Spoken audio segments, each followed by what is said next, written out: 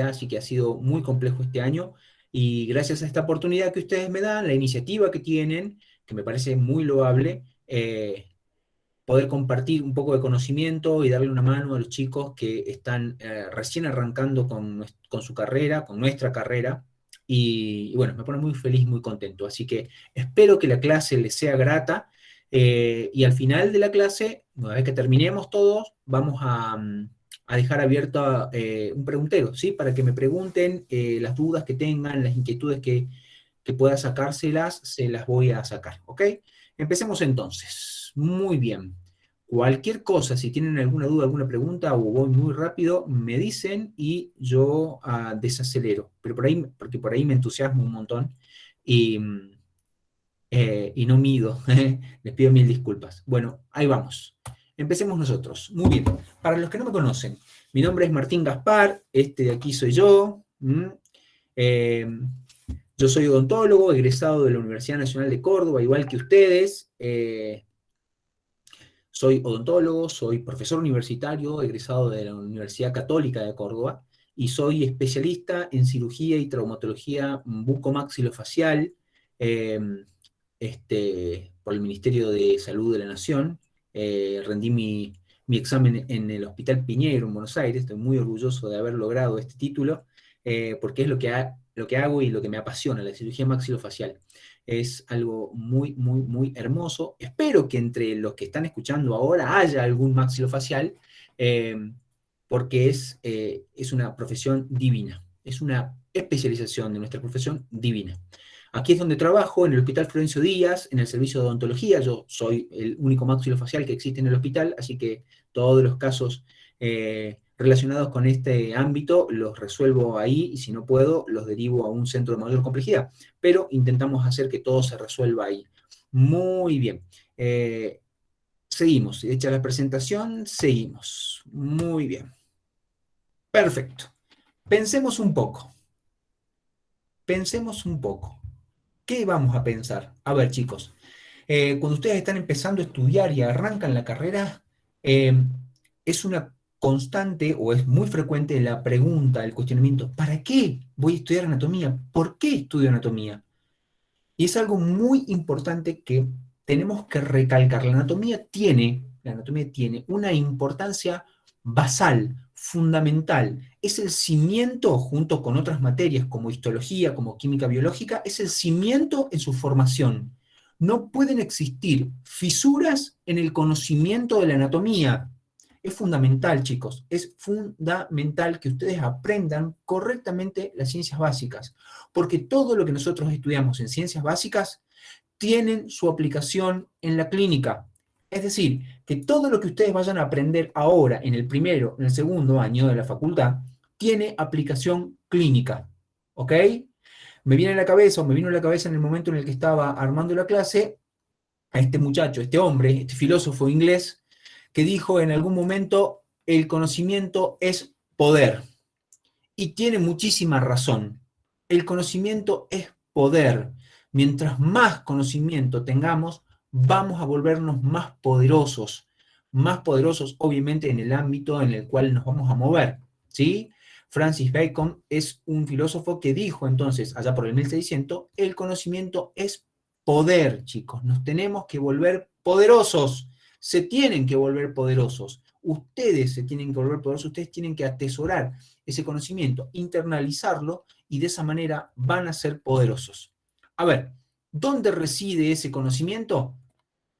Reside ahí, chicos, en la biblioteca, en los libros de autores, de investigadores que vinieron antes que nosotros a clarificarnos o a allanarnos el terreno, ¿sí? Ese conocimiento que se encuentra en la bibliografía, en los antecedentes bibliográficos que, gracias a Dios, nosotros podemos disfrutar, eh, está ahí. Solamente tenemos que ir a buscarlo. Y la única forma de buscarlo es haciendo esto. Estudiando, estudiando, estudiando, estudiando, estudiando. No existen fórmulas mágicas, chicos, para la anatomía. Sobre todo para la anatomía. Para nadie. Para nada hay fórmulas mágicas. Lo que tienen que hacer es hacer lo que está haciendo este muchacho. Estudiar. Sentarse con sus cuadernos, con sus libros, con sus resaltadores, con sus varios libros, y con el apoyo de una computadora, si pueden, para poder investigar, comparar, ver. Es muy importante que aprendan a estudiar, chicos. Es muy importante. Ahora, ¿para qué voy a aprender mucho? ¿Para qué voy a meterme todo ese conocimiento adentro? Y ahí viene una cuestión en la que quiero que hagamos énfasis. Yo puedo ser una persona que atesore todo el conocimiento que tengo alrededor. A mí me encanta estudiar. Se me puso un libro de anatomía y lo busco, lo leo, lo comparo, lo estudio, veo qué dice sobre un tema, veo qué dice sobre otro tema, y lo hago, ¿sí? No para volverme un viejo cascarrabia, lleno de conocimientos, ¿bien? Porque hay muchísima gente que hace eso, hay muchísima gente que sabe muchísimo sobre diferentes materias, sobre diferentes especialidades, y se guarda ese conocimiento, chicos, se lo guarda, lo tiene metido adentro, y es un desperdicio, es un desperdicio. ¿Ustedes tienen que hacer eso? No. ¿Tienen que atesorar el conocimiento y guardárselo? No. Ustedes tienen que estudiar siempre para dos cosas. Primero, para aplicarlo. Tienen que aplicar ese conocimiento. Si ustedes se guardan ese conocimiento, no sirve de nada. Tienen que aplicarlo. ¿Ok? Les puse esta imagen de un equipo quirúrgico porque es lo que me gusta, obviamente. ¿Y qué también pueden hacer con ese conocimiento? Y algo que es muy interesante. Tienen que hacer que ese conocimiento fluya. Así como lo estamos haciendo en este momento. Yo estudié en algún momento y ahora estoy como este que está acá, pero un poquito con menos pelo. Hacer que el conocimiento fluya. Transmitir ese conocimiento, chicos. No me sirve de nada a mí si me guardo todo lo que sé. Para eso hacemos esto, para que el conocimiento fluya y ustedes reciban ese conocimiento.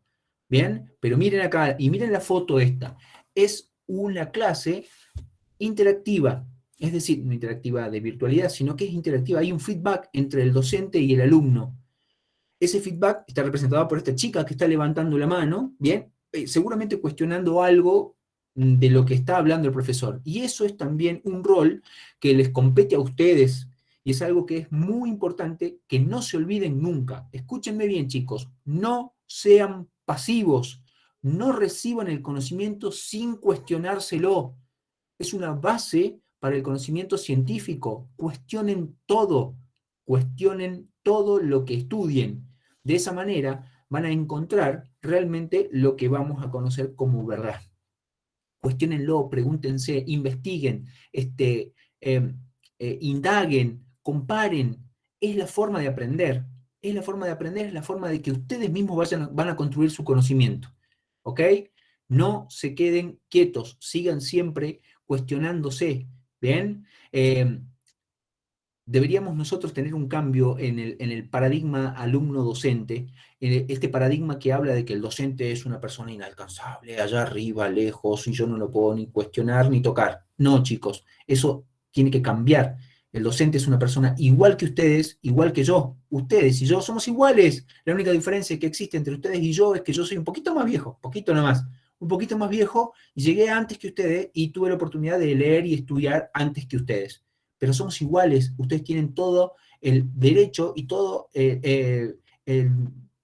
la obligación de cuestionarme si consideran que yo tengo algún concepto equivocado. Háganlo, van a ver que de esa forma se crece y se construyen plataformas sólidas para su conocimiento y su ejercicio profesional más adelante. Acuérdense, el conocimiento es poder. Empecemos nosotros entonces con la clase de lleno. Ay, perdónenme que me voy por las ramas por ahí, pero me interesa muchísimo que ustedes entiendan que son el futuro de la profesión. Son el futuro de la profesión, chicos. Tienen que aprender, tienen que estudiar, tienen que formarse de la mejor forma. Yo voy a contribuir con un granito de arena en esto a través de esta pequeña clase, ¿sí? Anatomía humana normal, ¿ok? Vamos a empezar a hablar de anatomía humana normal y vamos a empezar con casos clínicos para que entendamos. ¿Por qué tengo que estudiar anatomía? ¿De qué me sirve a mí estudiar anatomía? ¿Por qué tengo que estudiar los huesos?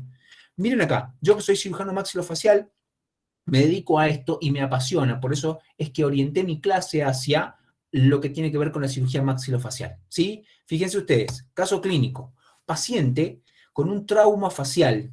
Este paciente que tiene un trauma facial, si ustedes lo miran bien, inmediatamente se van a dar cuenta de que tiene una asimetría facial muy marcada. Fíjense ustedes la altura de este globo ocular y la altura de este globo ocular.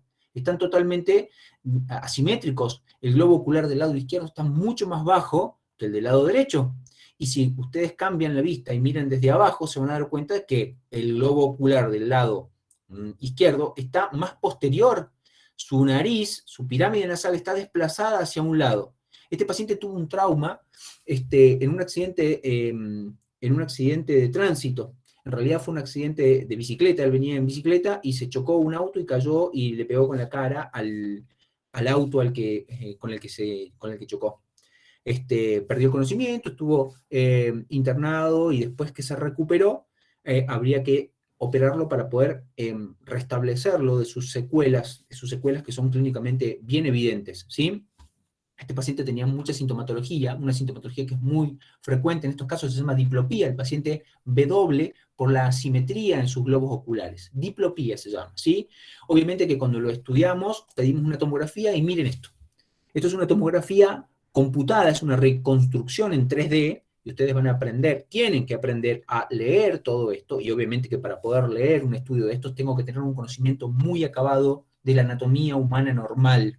Fíjense ustedes, este paciente tiene esta fascia, es decir, esta cara, porque tiene un trauma que le ha fracturado la órbita del lado izquierdo. Fíjense ustedes que su órbita y su piso de órbita fundamentalmente está totalmente rotas, están destruidas. Su pared lateral de la fosa nasal está rota. Tiene una fractura maxilar, una fractura órbito-malar. Fíjense ustedes cómo su hueso malar o hueso cigomático está fracturado a la mitad y está totalmente desplazado hacia posterior. Evidentemente, la cinética del golpe, es decir, cuando él se golpeó, algún objeto le golpeó la parte de la cara e hizo que todos los tejidos duros y blandos retrocedieran y se ubicaran mucho más hacia posterior.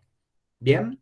Esto es muy importante. Fíjense, los huesos nasales están fracturados y conminutados, lo mismo que el hueso maxilar. Entonces, yo, cirujano maxilofacial, ustedes, futuros cirujanos maxilofaciales, si Dios quiere, ¿tengo que conocer la anatomía de las fosas nasales y de la órbita? Claro que sí, y es por eso que ustedes tienen que estudiar órbita y fosas nasales. Fíjense ustedes, recordemos la órbita. Esto es una órbita del lado izquierdo y corresponde a una región común de cráneo y cara, que es un tema muy importante para nosotros. Las regiones comunes de cráneo y cara son aquellas regiones que están constituidas por huesos del cráneo y huesos de la cara. ¿Ok?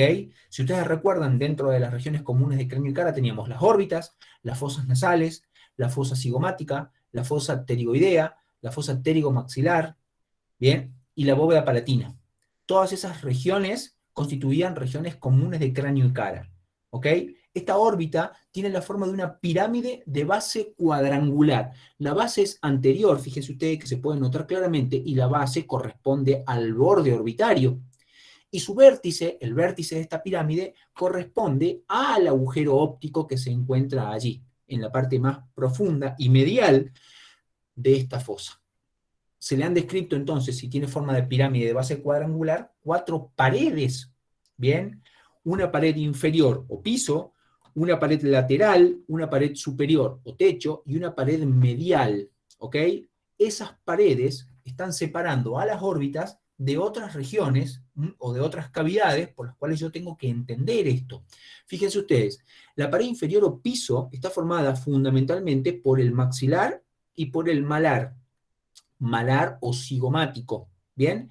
El piso de la órbita también está completado en la parte posterior por una pequeñísima carilla que corresponde al palatino, específicamente de la apófisis orbitaria del palatino. No sé si ustedes la recuerdan, es muy importante el piso de la órbita, ¿sí? La cara superior de la apófisis piramidal del maxilar es la que forma parte del piso de la órbita, el malar o cigomático. ¿Y qué es lo que nos va a llamar la atención del piso de la órbita? Nos va a llamar la atención que en el piso de la órbita aparece un canal que posteriormente se tapaba y formaba un conducto llamado conducto, canal y conducto suborbitario, que después terminaba en este agujero llamado agujero suborbitario, por donde pasaban arterias y nervios llamados arterias y nervios o paquete vasculonervioso infraorbitario. El piso de la órbita es muy importante, ¿bien? Porque normalmente en los traumatismos craniofaciales se rompe con facilidad porque el hueso es muy delgadito.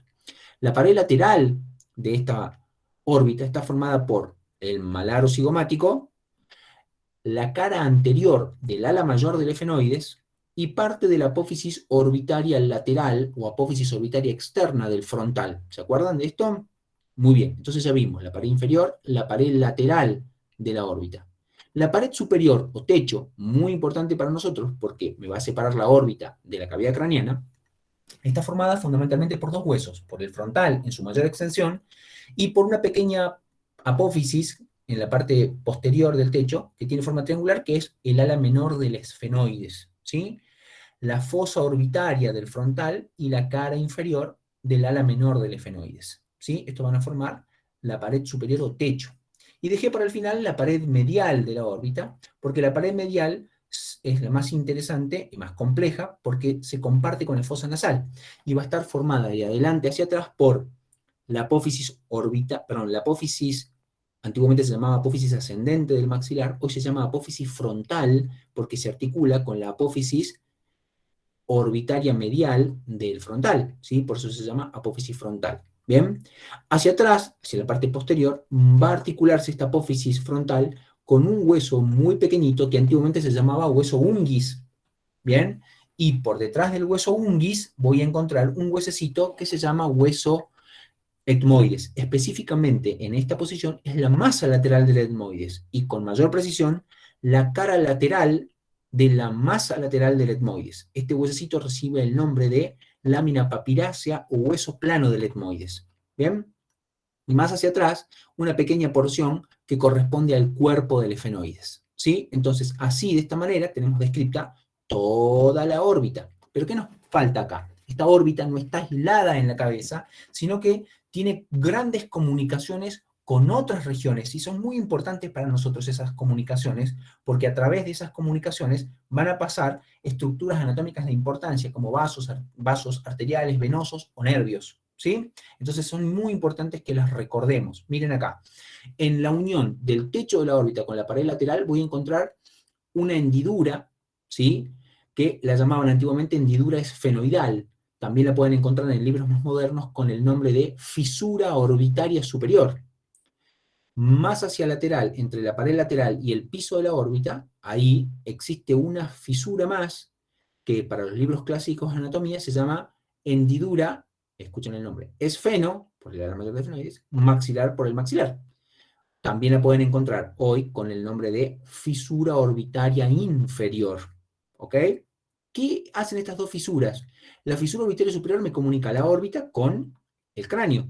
Y por ahí van a pasar fisura orbitaria inferior o hendidura esfenoidal. Tienen que recordar esto porque es pregunta de examen, chicos. ¿Sí? ¿Qué pasa por esa fisura orbitaria superior o hendidura esfenoidal? Pasan el tercero, el cuarto, el sexto par craneal, la rama oftálmica del quinto par craneal y dos venas oftálmicas, vena oftálmica superior y vena oftálmica inferior. Muy importantes para nosotros todas esas estructuras. Mientras que por la fisura orbitaria inferior, que me va a comunicar la órbita hacia atrás con la fosa pterigomaxilar y hacia atrás y lateral con la fosa cigomática. Bien, por ahí va a pasar el nervio maxilar del trigémino y la arteria infraorbitaria, entre otras cosas, para ubicarse en el canal suborbitario y después atravesar el conducto. Muy importantes para nosotros. En el vértice de esta pirámide encontrábamos el agujero óptico. ¿Recuerdan? Ese agujero óptico que estaba ahí me va a comunicar también la fosa orbitaria con el cráneo, y por ahí van a pasar dos estructuras anatómicas muy importantes. El segundo paréntesis encefálico, que es el nervio óptico, y la arteria oftálmica. Muy importantes las dos para nosotros, ¿ok? Muy importantes. Muy bien. En la pared medial, en el punto en el que se une con el techo de la órbita, ahí vamos a encontrar dos pequeños agujeritos. ¿Los ven? Uno anterior y el otro posterior. Esos agujeros se llaman agujeros orbitarios mediales, anterior y posterior. Bien, antiguamente se los llamaban agujero orbitario interno, anterior y posterior. Como ahora lo interno se cambió por medial, se llaman agujero orbitario medial anterior, agujero orbitario medial posterior. ¿Sí? ¿Qué son esos dos agujeritos? Y son dos pequeños agujeros que dan paso a conductos por los que van a discurrir arterias, las arterias etmoidales anterior y posterior. ¿Bien? Muy bien, arteria etmoidal anterior, arteria etmoidal etmoidal posterior. Y después, aquí no se puede evidenciar con claridad, pero en la articulación del lagrimal con la apófisis frontal del maxilar, allí existe un agujero que se llama agujero lacrimonasal. Es la entrada de un conducto, llamado conducto lacrimonasal, que va a comunicar a la órbita con la fosa nasal, específicamente con el meato inferior. Bien, pregunta de examen. ¿Qué desemboca en el meato inferior? Y desemboca el conducto lacrimonasal que lleva las lágrimas desde la órbita hacia la fosa nasal. ¿Me van siguiendo? Bueno, todas estas estructuras y todos estos temas son muy importantes para nosotros porque los necesitamos conocer a la perfección para poder darle tratamiento a este tipo de pacientes que tienen este tipo de traumatismos. ¿Bien? Así como les decía que la pared medial de la órbita tiene grandes relaciones con la fosa nasal. ¿Se acuerdan de la fosa nasal? Fíjense ustedes que esto es un corte frontal donde puedo ver el etmoides. Si ubican acá, el etmoides tengo la porción vertical del etmoides y las masas laterales. La porción vertical tenía una parte dentro del cráneo que se llamaba apófisis crista galli y una porción que está dentro de las fosas nasales que se llama lámina perpendicular del etmoides, que junto con el hueso Bomer por debajo van a formar el tabique nasal. Esta fosa nasal, en su pared lateral, tenía apófisis que tenían tendencia a curvarse sobre ellas mismas.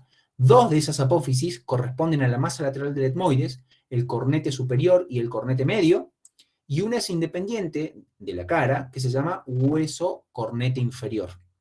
Esos cornetes van a formar espacios denominados meatos, que son muy importantes para nosotros, ¿sí? Esos meatos son muy importantes para nosotros, lo tengo que recordar muy bien y ya lo vamos a volver a tocar cuando veamos fosas nasales en un segundito. Bien, otra cosa que les quería mostrar es que, miren, como el piso de la órbita se relaciona hacia abajo, perdón, el piso de la órbita está formado por la apófisis piramidal del maxilar, la cara superior de la apófisis piramidal del maxilar, ¿sí? Si ustedes rompen esto, van a caer a esta cavidad que se llama seno maxilar. El seno maxilar es muy importante para nosotros, es una cavidad neumática muy importante que tienen que recordar y estudiar muy bien. Fíjense ustedes cómo el piso de la órbita va a ser compartido, piso de órbita con techo de seno maxilar. ¿Ok? Muy bien. Miren las fosas nasales. Esta es una pared, esta es una vista donde puedo evidenciar la pared medial de la fosa nasal y el piso de la fosa nasal, y esta es una imagen donde puedo ver la pared lateral de la fosa nasal. Fíjense ustedes que esta fosa nasal está formada por varios huesos, por el maxilar, específicamente la cara medial del maxilar, ¿bien? La cara medial de la porción vertical del palatino, ¿ok? Masa lateral del etmoides, cara medial de la masa lateral del etmoides, cornete inferior y el hueso lagrimal o unguis. ¿Ok? Fíjense ustedes cómo en esta vista yo puedo ver cornete inferior, cornete medio, cornete superior. Y estos cornetes iban a formar los meatos. Meato inferior, meato medio y meato superior. Pregunta de examen. ¿Qué desemboca en cada uno de esos meatos? No lo puedo olvidar. ¿Ok? Tengo que aprenderlo. En el meato inferior, dijimos hace un rato, se iba a desaguar el conducto lacrimonasal. En el meato medio, que es el más importante para nosotros, van a desembocar los senos maxilar, senos etmoidales anteriores y el seno frontal, que lo hace a través de un conducto llamado infundíbulo. Y en en el meato superior van a desembocar los senos etmoidales posteriores y el seno esfenoidal. Pregunta de examen, chicos. No me puedo olvidar de eso, ¿ok?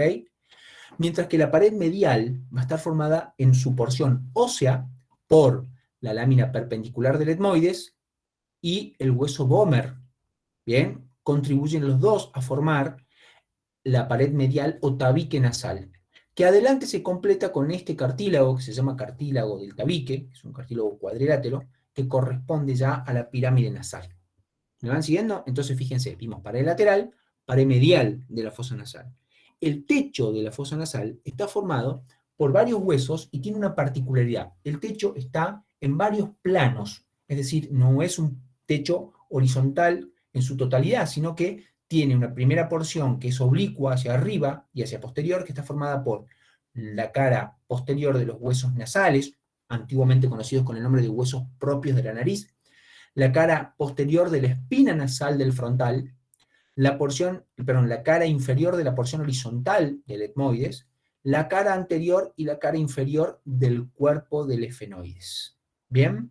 Entonces, el techo del foso nasal está formado por estos huesos. Cara posterior de los huesos nasales, cara inferior de la porción horizontal, perdón, de la lámina horizontal del etmoides, o lámina escribosa, ¿se acuerdan? La cara anterior y la cara inferior del cuerpo del efenoides. Eso es muy importante para nosotros. Mientras que el piso de la fosa nasal está formado por dos huesos, por el maxilar y por el palatino. Específicamente, ¿qué parte del maxilar? La cara superior de la apófisis palatina del maxilar y la cara superior de la porción horizontal del palatino. Esos dos huesos constituyen el piso de la fosa nasal. Y estos dos huesositos van a tener una particularidad. Fíjense ustedes que en estos dos gráficos se puede ver que hay un conducto, ¿bien? Un conducto aquí, que me va a comunicar fosa nasal con bóveda palatina. Esto es muy importante, porque ese conducto debería llamarse conducto nasopalatino, porque está comunicando en la fosa nasal con el paladar. Perfecto. Se lo llama también agujero palatino anterior o conducto palatino anterior. ¿Ok?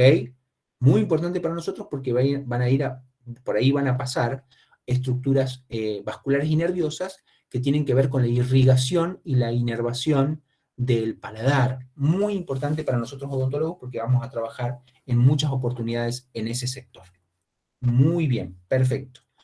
Ahora que yo ya sé todo esto, bien, yo voy a poder agarrar a mi paciente y operarlo y devolverle la anatomía. Yo ya sé que anatómicamente mi órbita tiene una forma piramidal, entonces, ¿qué hago? Lo opero al paciente, agarro todos esos huesos que están conminutados, están fracturados y desplazados, los reúno, los reduzco y los fijo. Los fijo, fíjense ustedes cómo se ven en las fotos, placas de titanio y mallas de titanio para devolverle el contorno de esa órbita y de esa pared inferior del piso de la órbita o pared superior del seno maxilar. Ven ahí como en esta vista se puede ver que estamos reconstruyendo todos esos huesos que se han fracturado.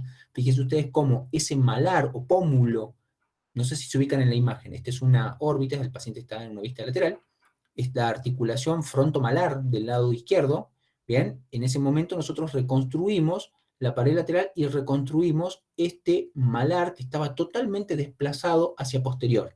Le colocamos mallas y placas de titanio para restituir ese volumen orbitario y hacer que este paciente pueda tener una vida normal y se desaparezca esa diplopía, esa sintomatología en la que el paciente veía doble por la diferencia en la ubicación de los globos oculares. ¿Me van siguiendo? Fíjense ustedes lo importante, yo necesito conocer a la perfección la anatomía de la fosa nasal, la anatomía de la órbita para poder hacer esto, de otra forma no podría hacerlo. Más de uno de ustedes se estará preguntando, bueno, Martín, vos sos cirujano maxilofacial, después lo vas a estudiar. No, lo tenés que aprender ahora lo tenés que aprender porque es el momento de aprenderlo. Y ustedes lo tienen que aprender ahora mismo. ¿Ok? Muy bien, seguimos. Profe, Sí, te escucho. buenas tardes. Buenas tardes, ¿quién habla? Disculpe, Belén. Belén, hola Belén. Profe, disculpe, ¿y cuántos años son para la especialización de cirujano? Vas a tener que estudiar toda tu vida, Belén, toda tu vida, ¿sí? Hacé Sí, de cuenta de que tenés que recibirte y tenés que estudiar por lo menos 4 años más para hacer una cuatro. especialidad, por lo menos. Bien, Y mirá, perfecto. te voy a dar una noticia, Belén, Sí. para que sigamos. Yo estudio todos los días, Belén. Está bien. Muy Eh, bien. Profe, Sí, o sea que compete a todas las regiones comunes. claro. Ah, bien, Tenés que estudiar perfecto. todo eso. Ujú. Si bien nosotros, Bien. por ejemplo, no operamos a veces, estas son cirugías que nosotros las podemos hacer sin ningún problema, pero por ejemplo, en traumas faciales o en traumas craneofaciales, muchas veces operamos en equipo con los servicios de neurocirugía, con neurocirujanos que nosotros operamos la cara y ellos operan el cráneo. ¿Se dan cuenta? Claro. Sí, Es muy por común que ejemplo, en hagamos eso. este caso de diplopía, o sea, Ujú. trabajan en equipo con oculistas también, todo. No, no, no, no. Esto es una cirugía maxilofacial. Ah, bien, bien. Una vez que nosotros reubicamos el globo ocular, esa sintomatología desaparece.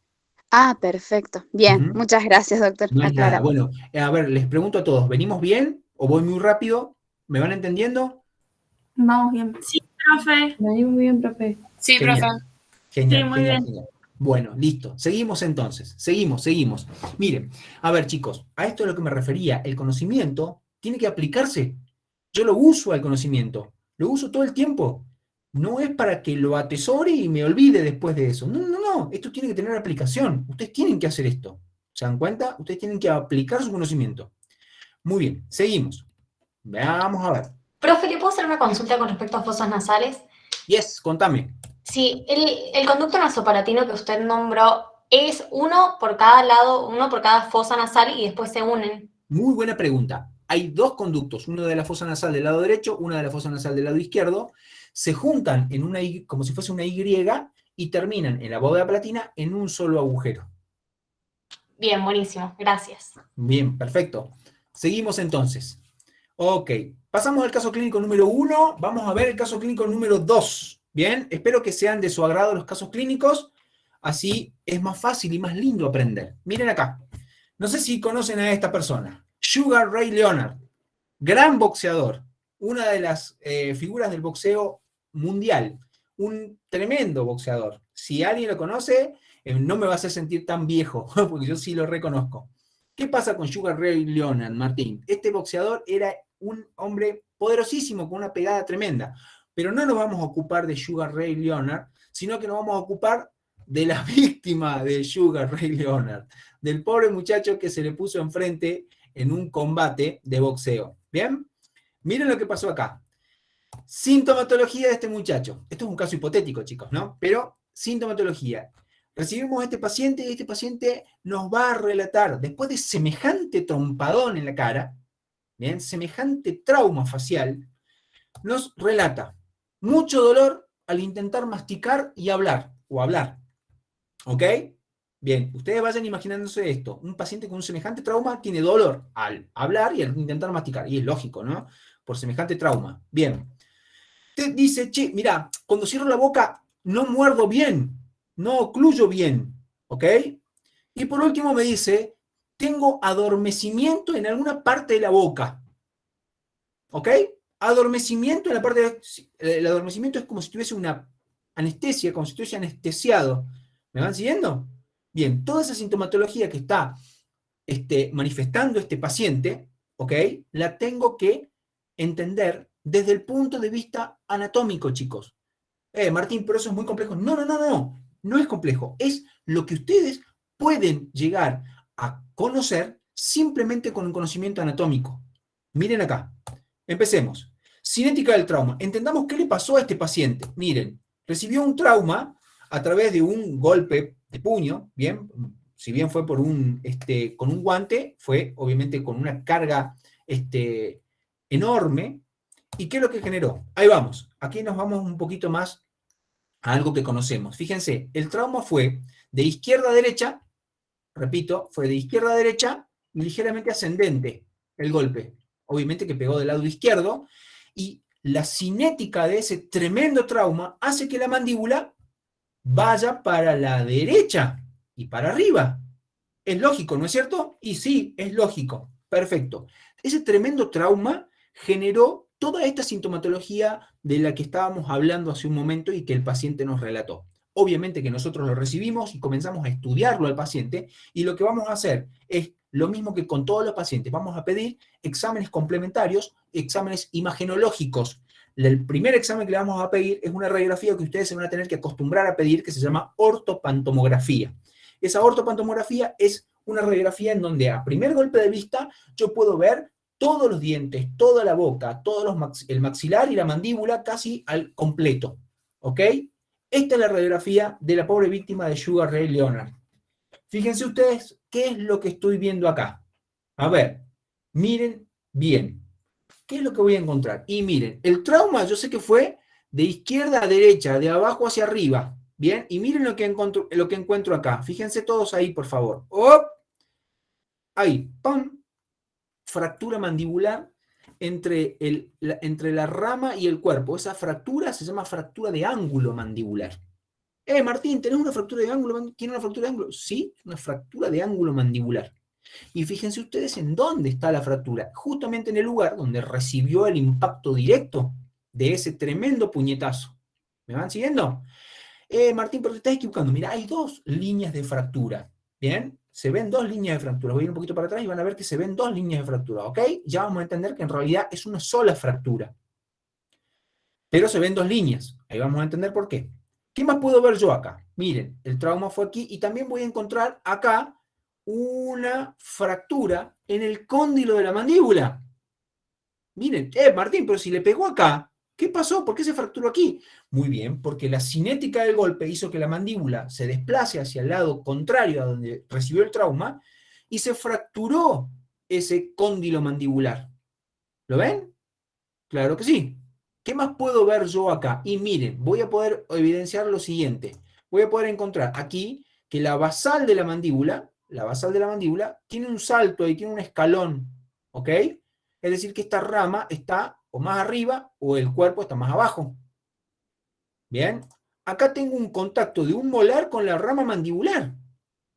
Eso no debería ser así, debería estar así de separado. ¿Entienden? ¡Apa! ¿Qué más puedo ver? Acá hay mucho espacio. Y acá hay contacto dentario. Fíjense ustedes cómo de este lado hay contacto dentario y de este lado no. Bueno, toda esta información que me está dando el paciente, toda esta información yo la tengo que entender desde el punto de vista anatómico. Necesito conocer, obviamente, que muy bien la anatomía mandibular. Miren ustedes acá. La mandíbula, como ustedes saben, es el único hueso móvil de la cara, ¿bien? Y de la cabeza. Es un hueso impar, medio y simétrico que está formado por dos partes, que está constituido por dos porciones. Una parte anterior denominada cuerpo, que tiene una forma de U abierta hacia atrás, y hacia lateral tengo las ramas ascendentes o ramas montantes, que son pares. ¿Ok? Dentro del cuerpo mandibular, en su cara externa, voy a encontrar un montón de estructuras anatómicas que me van a interesar todas. Miren acá. En la línea media tenía la sínfisis mentoniana, que era una línea embriológica de unión entre ambos hemimandíbulas. Por debajo una eminencia en forma de pirámide llamada eminencia mentoniana. Esa eminencia mentoniana es bien marcada, ¿sí? Dependiendo de los pacientes se puede ver más o menos. Hacia los laterales tengo depresiones, claro que sí, porque si yo tengo aquí sobreelevado en la eminencia mentoniana, hacia los lados voy a tener depresiones denominadas fositas mentonianas para las inserciones musculares, entre otros, por ejemplo, del músculo borla del mentón. Bien, es un músculo cutáneo de la cara. Ok, fíjense ustedes, el hueso mandibular en este sector presenta eminencias y depresiones que están en relación con las raíces de los incisivos, ¿sí? Superficies maleolares se denominan esas, y por lateral tengo, por lateral del incisivo lateral, tengo el diente canino, que muestra una tremenda eminencia llamada eminencia canina, que es más eminente en el maxilar que en la mandíbula, pero aquí también está descripta, ¿ok? A la altura, escúchenme muy bien, a la altura del ápice de los premolares encuentro un agujero, ese agujero que está, escuchen bien lo que les voy a decir, en un punto equidistante entre el borde superior y el borde inferior de la mandíbula, ese agujero se llama agujero mentoniano, y es la culminación de un conducto denominado conducto mentoniano. Por ahí van a pasar el paquete vasculonervioso mentoniano, constituido por la arteria mentoniana, el nervio mentoniano y la vena mentoniana. ¿Ok? Muy bien. ¿Estamos? ¿Sí? Ok. Más hacia el lateral encuentro una línea denominada línea oblicua externa, ¿sí? Que es una línea de refuerzo óseo que es más evidente en el sector posterior, ¿sí? Que en el sector anterior e intermedio. Esa línea oblicua externa se continúa con el borde anterior de la rama mandibular, y entre la línea oblicua y las apófisis alveolares que sostienen a los dientes se encuentra en la parte posterior un canal denominado canal molar. Ese canal da inserción a un músculo muy importante para nosotros, que es el músculo buccinador. El músculo buccinador, pregunta de examen, es el músculo que va a formar la mayor parte de la pared lateral de la boca, chicos. Por eso es que es tan importante para nosotros, ¿sí? En este dibujo también puedo evidenciar el borde alveolar, el reborde alveolar, que es muy irregular, y el borde inferior de la mandíbula o basal mandibular, ¿sí? Esa basal mandibular es muy importante para nosotros, es una línea de alto refuerzo, es muy, muy dura, muy resistente, ¿sí? Ok, y en una vista lateral también puedo evidenciar en la rama mandibular estas estructuras anatómicas. Fíjense, se dice que la rama mandibular en su cara lateral, como la estoy evidenciando ahora, tiene un borde anterior, un borde posterior, un borde inferior y un borde superior. El borde superior está representado por estas apófisis, y que ya lo vamos a estudiar, pero su superficie, ¿qué tiene? Tiene en la parte posterior inferior, en esta zona, donde está marcado con naranja, una zona rugosa, ¿bien? En esa zona rugosa se inserta un fascículo muy poderoso del músculo macetero, ¿ok? El músculo macetero es un músculo de la dinámica mandibular que tiene dos fascículos, uno de ellos se inserta ahí. Y sobre la cara lateral de la rama, en toda la cara lateral de la rama, también recibe inserción del músculo macetero. Es decir, escúchenme bien, porque quiero dejar en claro esto. El músculo macetero se inserta en la cara lateral de la rama mandibular. Y allí donde hay rugosidades se inserta más fuertemente el fascículo superficial del macetero. ¿Bien? Y lo aclaro esto porque hay una voz popular que anda dando vueltas por ahí que dice que el músculo macetero se inserta en el gonion, ¿ok? El gonion es un punto craniométrico que está representado por un solo punto, ¿bien? No es una región, ¿ok? Eso está mal. El músculo macetero se inserta en la cara lateral de la rama mandibular, ¿sí? Muy bien, perfecto. Y esta eminencia que tenemos acá se denomina antelíngula mandibular, que esto estaría marcando por medial de la rama la generación del agujero dentario inferior. Muy bien. Ahora miren, la rama mandibular en su borde superior tiene dos apófisis, una anterior denominada apófisis coronoides, que va a dar inserción al músculo temporal, ¿bien? El músculo temporal se inserta fuertemente en la apófisis coronoides, más en su cara medial que en su cara lateral. Por detrás una escotadura llamada escotadura sigmoidea, ¿bien? Y más hacia atrás una porción más estrecha y por ende con menor resistencia que se denomina cuello del cóndilo mandibular. Ese cuello del cóndilo mandibular tiene en su parte superior una eminencia en forma elíptica que se llama cóndilo mandibular. El cuello del cóndilo y el cóndilo mandibular. El cóndilo mandibular forma parte del complejo articular cráneo-mandibular o la famosa ATM. Y si ustedes recuerdan, tiene la forma de una elipse, ¿bien? Y se le identifican tres porciones: una vertiente anterosuperior, una vertiente posterior y una arista roma o borde romo. Y dos polos, uno lateral y uno medial. ¿Ok? Muy bien. Profe, Sí, te escucho. disculpe. Sí, ¿quién Sí, es? Belén de nuevo. Hola, Belén. Contame. Eh, disculpe, ¿cómo? O sea, en la testi dice tal cual, así toda la descripción, que me gustó, está hermoso. Y en el punto número 12, ese punto nada más, ¿cómo dijo que se llama? Se denomina antelíngula y no está en testí. Así Ese, que no te ese preocupes. antelíngula sí, no lo había escuchado, por eso. Ujú. Exactamente, Bien. no está en testí. De hecho, cuando vos Entonces leas el sería, libro de testí, vas a ver mm, que no describe el cóndilo tampoco.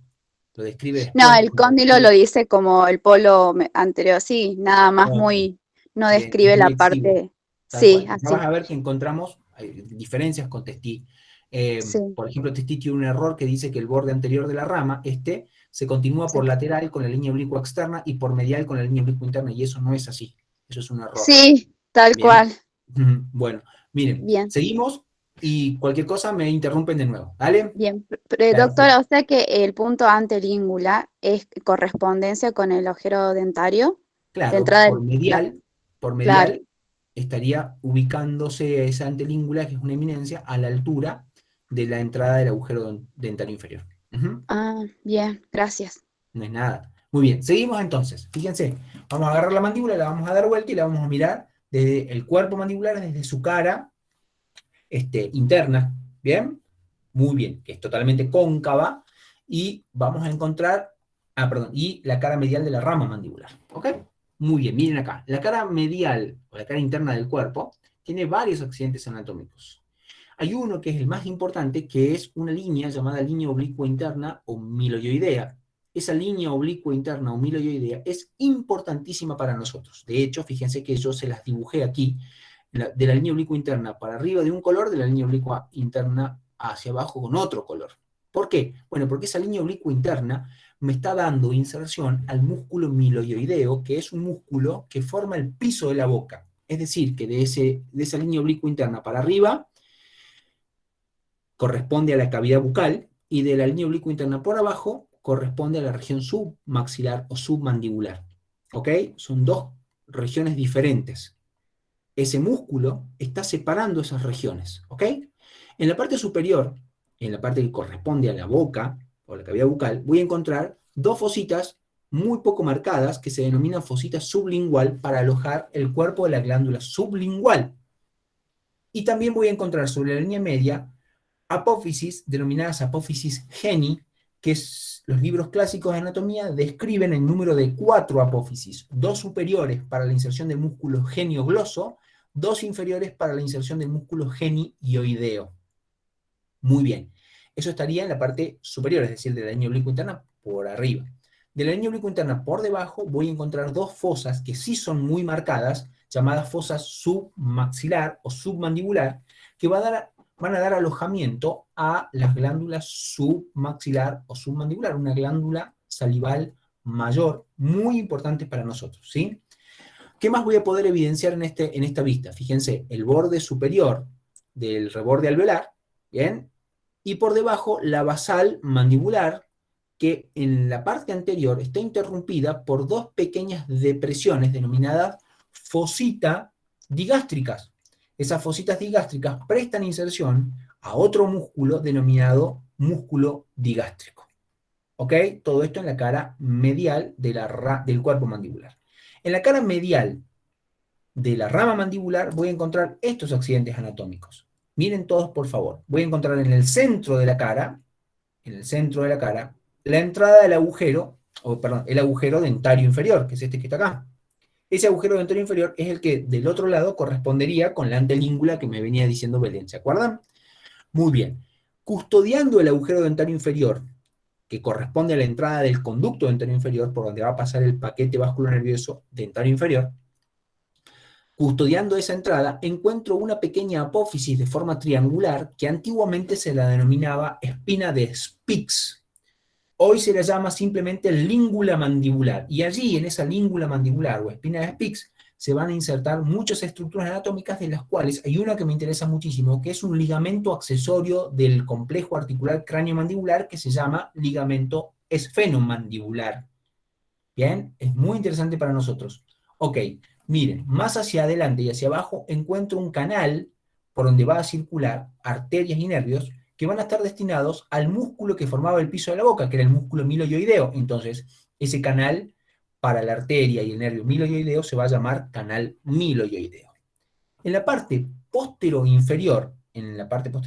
allí donde del otro lado, es decir, de la cara lateral, había rugosidades para el músculo macetero, aquí en la cara medial existen rugosidades para el músculo pterigoideo medial o pterigoideo interno.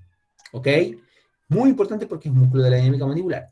Miren, y más hacia arriba, allá en el borde superior, que habíamos descrito hace un rato, con la apófisis coronoides, la escotora sigmoidea, el cuello del cóndilo y el cóndilo mandibular, vamos a encontrar también estructuras anatómicas que me van a ser muy importantes.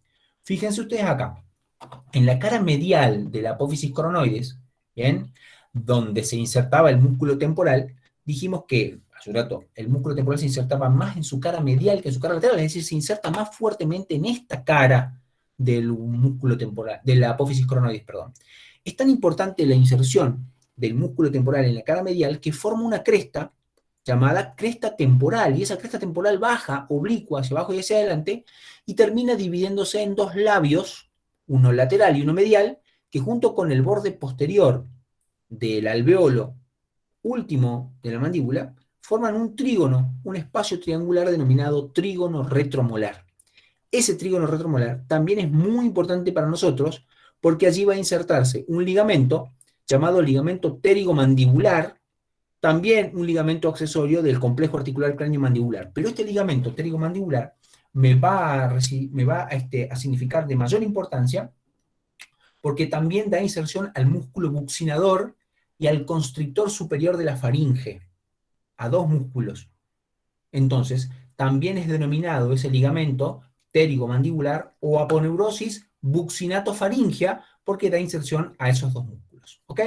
Si yo me voy más hacia atrás, la escotora sigmoidea me separa la apófisis coronoides del cóndilo y del cuello del cóndilo, y en esta vista voy a poder evidenciar que en el cuello del cóndilo, específicamente en su porción anteromedial, encuentro una fosita llamada fosita pterigoidea para la inserción del músculo pterigoideo lateral inferior o fascículo pterigoideo del pterigoideo externo.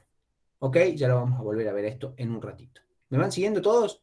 Entonces, la anatomía mandibular es fundamental, y esto es un recuento de las estructuras anatómicas que me van a interesar a mí para poder entender qué es lo que le pasó a este paciente. ¿Por qué se fracturó? ¿Por qué se fracturó? Obviamente yo sé por el tremendo piñón que le dieron, pero ¿por qué la mandíbula se comportó así ante la cinética de este golpe? ¿Ok? Y me va a ayudar a entender la sintomatología. Muy bien, miren acá. Necesitamos hablar de la configuración interna de la mandíbula también. Necesito conocer la configuración interna. Este hueso es un hueso muy duro que está formado por una cortical externa y por tejido esponjoso interno, ¿sí? El tejido esponjoso es muy denso.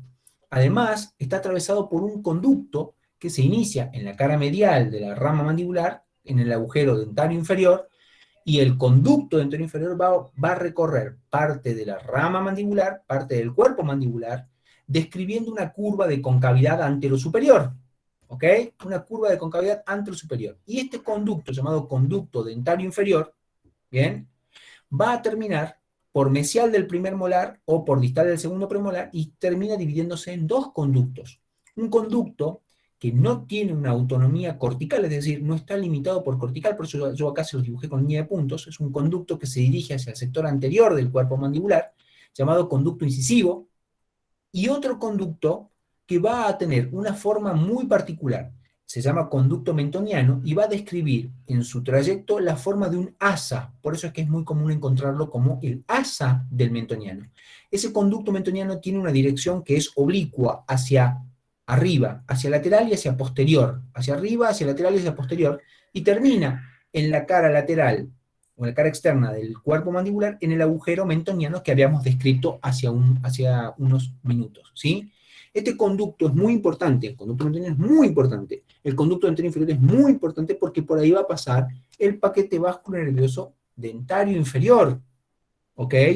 Y el paquete vascular nervioso dentario inferior, cuando se bifurca el conducto, hace lo mismo y se bifurca en un nervio incisivo que va a recolectar la sensibilidad de incisivos y caninos, y la arteria va a llevar irrigación a incisivos y caninos, y la arteria y el nervio mentonianos que van a salir por el agujero mentoniano y van a recolectar la sensibilidad de la encía vestibular de molares y premolares, perdón, la encía vestibular de incisivos y caninos,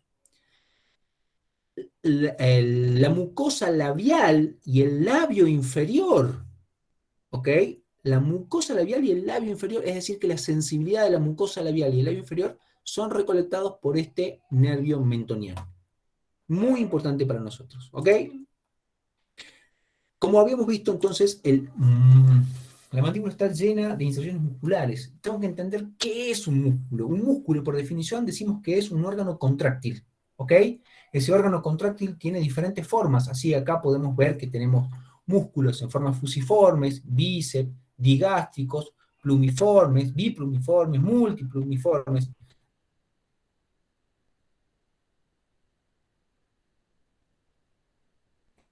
Músculos tienen formas diferentes, pero tienen la particularidad que se dividen en músculo estriado o esquelético, músculo liso o visceral y músculo cardíaco, ¿sí? Ahora nos vamos a concentrar en el músculo esquelético, y este músculo, el músculo que tiene forma de uso, forma usada, bien, lo voy a tomar como ejemplo, ¿sí? A ver, vamos acá. Ok. Este músculo que tiene forma fusiforme, ¿sí? Está constituido por una parte roja o activa, es la parte que se contrae, y por partes blancas que son inactivas, que es la parte por la cual se inserta un músculo y se denominan comúnmente tendones, ¿sí? Este músculo se va a insertar sobre dos superficies, A y B. Bien, ¿por qué hago esta descripción? Porque, a ver, cuando yo estimule este músculo, cuando lo estimule, lo voy a estimular a través de un impulso eléctrico que va a llegar a ese músculo a través de un nervio motor. Cuando lo estimule el músculo, ¿qué es lo que va a ocurrir? Va a ocurrir esto. El músculo va a cortar su longitud, y miren lo que ocurrió en este caso. En este caso ocurrió que el músculo hizo que el punto B se acerque al punto A, ¿ok? El punto B se acerque al punto A. Entonces yo puedo inferir aquí que el punto B es el punto móvil y el punto A es el punto fijo. Y ya está. Entonces, yo cada vez que empiece a estudiar un músculo, voy a tener que entender o voy a tener que identificar cuál es el punto fijo y cuál es el punto móvil en un músculo. Y también voy a tener que tener en cuenta la dirección que tiene este músculo, porque si yo sé que este músculo, cuando el estímulo se contrae, siempre el punto móvil se va a acercar al punto fijo. Y yo puedo llegar a entender claramente cuál es la acción de ese músculo. ¿Me van siguiendo todos? Es muy importante que entendamos esto. ¿Bien? La cabeza está muy llena de músculos. Es más, en la cabeza existen, seguramente lo han estudiado, 3 tipos o 3 grupos musculares. En los músculos más importantes para nosotros son los músculos de la dinámica mandibular, que antiguamente eran los que se denominaban músculos masticadores, los músculos cutáneos o de la mímica, ¿bien? Y los músculos que están en relación con los órganos de los sentidos, ¿bien? Los músculos más importantes para nosotros son los músculos mal denominados antiguamente músculos masticadores, hoy se los denomina músculos de la dinámica mandibular, ¿bien? ¿Y por qué están mal denominados músculos masticadores? Porque estos músculos tienen como función fundamental mover la mandíbula, ¿bien? Y nosotros movemos la mandíbula no solamente para masticar, sino para funciones diversas, ¿ok? ¿Entienden cómo están? Muy bien. Denme un segundo acá. Ya seguimos. Ok.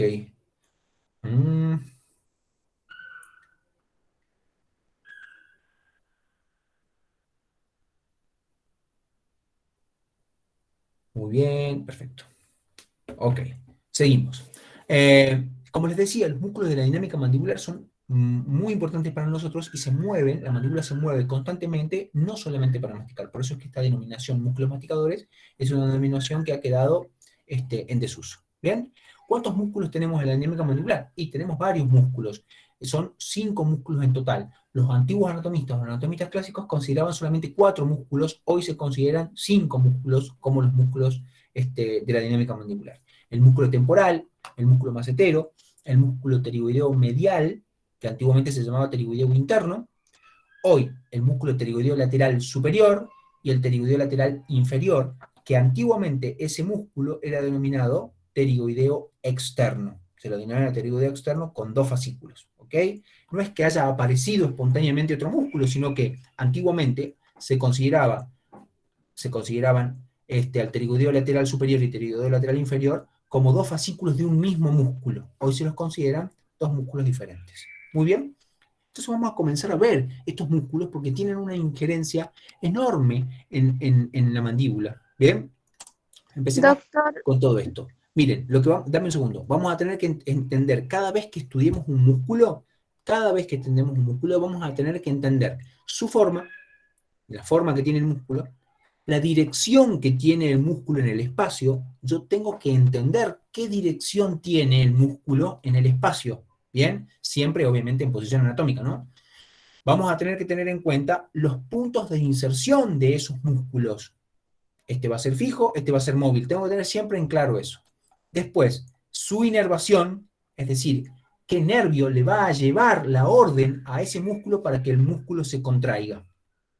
Voy a tener que tener en cuenta quién le va a llevar sangre a ese músculo, es decir, su irrigación, y obviamente, entendiendo forma, dirección, puntos de inserción, voy a tener que comprender su acción. Sí, ¿quién me habla? ¿Belén? sí. Ay, lo sospeché desde un principio, Belén. Contame. Disculpe. ¿Y los depresores también entrarían en el grupo o van englobados en otro grupo? Mira, nosotros estamos viendo los músculos de la cabeza, ¿sí? Los músculos que Ah, mueven la bien. mandíbula. Como, sí, Escúchame un segundito. Todos los músculos que mueven la mandíbula se sí, denominan músculos de la dinámica mandibular. Pero nosotros estamos viendo los músculos de la cabeza. ¿Ok? bien, Muy bien. bien. Muy Creí bien. que en los masticadores entraban los infraoideos, los depresores también. Escuchá. Los Sí, músculos que mueven la mandíbula se denominan músculos de la dinámica mandibular. ¿Sí? bien, Bien. Todos, ya estén en la cabeza, en el cuello, son todos músculos de la dinámica mandibular. ¿Sí? bien, Nosotros, como estamos ubicados en la cabeza, estamos describiendo solamente los músculos de la dinámica Solamente muscular de esos. la cabeza, ¿sí? Bien, Es decir, que lo que vos me estás diciendo está perfecto, nada más sí. que nosotros estamos ubicados en la cabeza y estamos solamente viendo y abordando los que se encuentran en la cabeza, ¿sí? Perfecto. Bien, bien, Genial. gracias. Muy bien, perfecto. Entonces vamos a describir estos músculos. Empecemos a describir cada uno de ellos. Miren, músculo temporal y músculo macetero. Estos músculos son los más importantes, los músculos de la dinámica mandibular me refiero, los más importantes para nosotros, ¿sí? Miren este dibujito. El músculo temporal y el músculo macetero. Fíjense ustedes que aquí, en este primer dibujo, se disecó el arco cigomático y se cortó el músculo macetero para poder evidenciar al músculo temporal, ¿sí? Lo que yo estoy viendo acá del músculo temporal es uno de los 3 fascículos que tiene el músculo temporal. ¿Cómo? Claro que sí, el músculo temporal tiene 3 partes. Un fascículo principal, que es este que yo estoy viendo acá, ¿bien? Pero después tiene 2 fascículos más, un fascículo denominado fascículo profundo y un tercer fascículo de poca importancia que se llama fascículo yugal. ¿Bien? La mayor parte de la gente solamente se queda con la parte más voluminosa del músculo temporal, que es el fascículo principal, y suponen que es todo el músculo temporal, pero no. El músculo temporal tiene 3 partes, o 3 fascículos, ¿ok? El fascículo principal, que es el más elocuente para poder verlo, para poder evidenciarlo, es este que está acá, y se va a insertar, escúchenme bien, se va a insertar en toda la fosa temporal, ¿ok? En la cresta lateral del frontal, en la línea curva temporal inferior, y también se va a insertar en la cara profunda de la aponeurosis que cubre el músculo, ¿ok? Este fascículo principal que les acabo de describir, su inserción fija, ¿ok? Va a tener fibras carnosas que convergen todas hacia la apófisis coronoides. ¿Ven cómo están todas apuntando hacia la apófisis coronoides? Pero fíjense qué coqueto. No llegan hasta la apófisis coronoides, sino que esas fibras carnosas son reemplazadas por un tendón de inserción denominado tendón del músculo temporal. Este tendón es realmente el que toma inserción sobre la apófisis coronoides. Se va a insertar en el borde anterior, en el vértice, en el borde posterior de la apófisis coronoides, un poquito sobre su cara lateral y, como habíamos dicho, muy fuertemente sobre su cara medial. ¿Ok? Muy bien. Si ustedes evidencian este músculo, el fascículo principal, van a ver que las fibras posteriores están en una ubicación horizontal. Las que están adelante, las anteriores, están totalmente verticales y existen fibras intermedias que son oblicuas.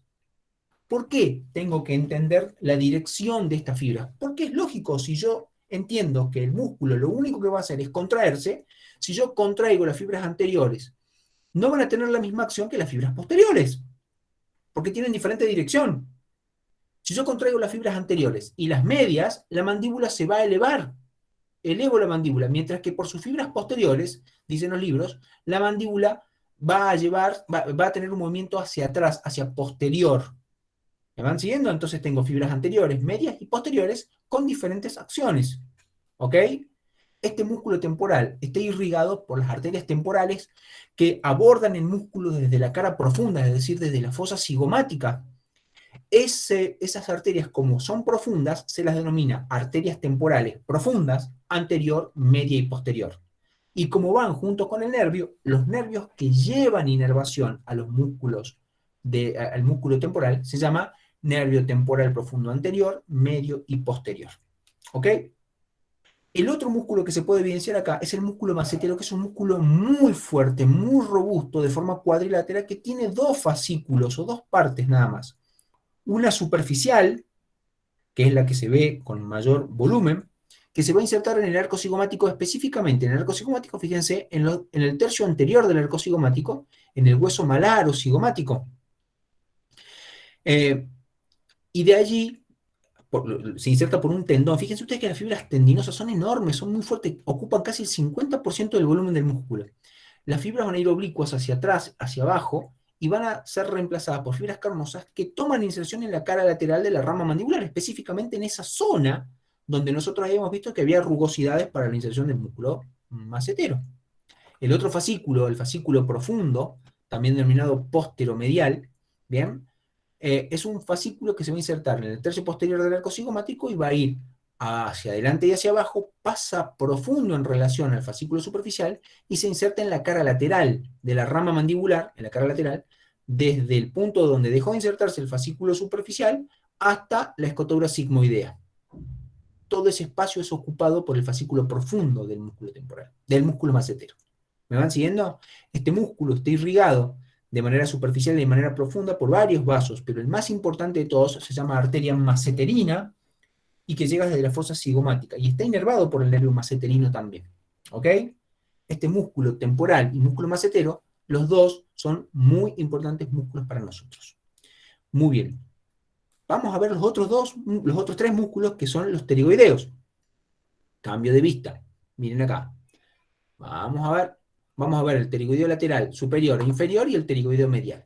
Miren acá. Dice que arco cigomático y rama mandibular. Obviamente que corté el macetero y corté el temporal. ¿Ven? Entonces voy a ver la fosa cigomática. Esta fosa cigomática muy importante para nosotros. Fíjense qué voy a ver acá. Veo este músculo que antiguamente se lo denominaba pterigoideo externo, ¿bien? Que tiene forma de una pirámide con vértice hacia el complejo articular cráneo-mandibular. Escúchenme muy bien, porque esto lo van a leer por ahí y se les puede confundir.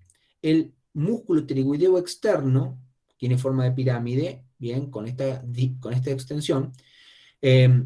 Se lo describía con dos partes o dos fascículos, un fascículo superior o efenoidal y un fascículo inferior o pterigoideo.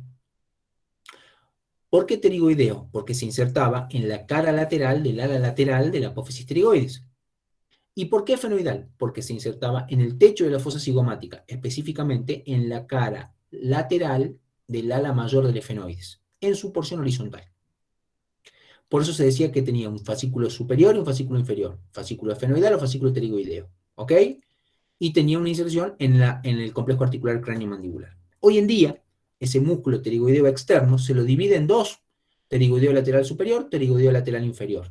El pterigoideo lateral superior se inserta en la cara, en la porción horizontal de la cara externa o lateral del ala mayor del efenoides, y sus fibras van a ir horizontales hacia posterior, hacia lateral, en busca de, escúchenme bien chicos, en busca de, miren cómo se ve aquí, se seccionó y se ve que se inserta en el disco articular y la cápsula articular del complejo articular cráneo-mandibular.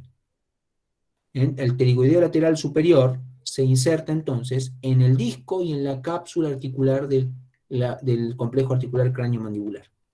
Mientras que el fascículo inferior, ¿bien?, hoy en día denominado pterigoideo lateral inferior, va a tener esa inserción en la cara lateral del ala lateral de la apófisis pterigoides y sus fibras van a ir oblicuas hacia posterior, hacia lateral, y van a insertarse en el cuello del cóndilo de la mandíbula, en esa fosita que habíamos descrito como fosita pterigoidea. ¿Me van siguiendo? Es decir, que cuando estos músculos se contraigan, no van a ser como el temporal y el macetero que elevaban la mandíbula o llevaban la mandíbula para atrás. Estos músculos, cuando se contraigan, le van a imprimir a la mandíbula y a la articulación movimientos diferentes. Miren acá, el pterigoideo lateral superior se dice hoy en día que tiene funciones de estabilizar el disco articular durante los movimientos de la articulación, mientras que el pterigoideo lateral inferior, bien, el pterigoideo lateral inferior, que sí tiene una inserción en el cuello del cóndilo, cuando se contraiga, va a llevar el cóndilo hacia adelante. ¿Ok? Va a acercar el punto móvil al punto fijo. Entonces, si se contrae bilateralmente, se dice que el pterigoideo lateral va a llevar la mandíbula adelante en un movimiento de propulsión hacia adelante. ¿Bien? Proyecta la mandíbula hacia adelante. Si se contrae unilateralmente, le va a imprimir a la mandíbula un movimiento de lateralidad. ¿Ok?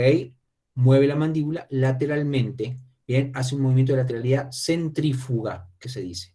Bien, Profe, imagínense ustedes. Sí, disculpe que lo corte. yes. Sería antagonista de las fibras horizontales del músculo temporal, ¿verdad? Exactamente. Muy bueno. ¿Cómo es tu nombre? Jeremías. Jeremías. Exactamente. También quería consultar otra cosa. O sea, ¿está Sí. bien decir que se inserta en la fosa temporal, teniendo en cuenta que se inserta a partir de la línea curva temporal inferior y no entre las dos líneas, digamos, entre superior e inferior y no la superior.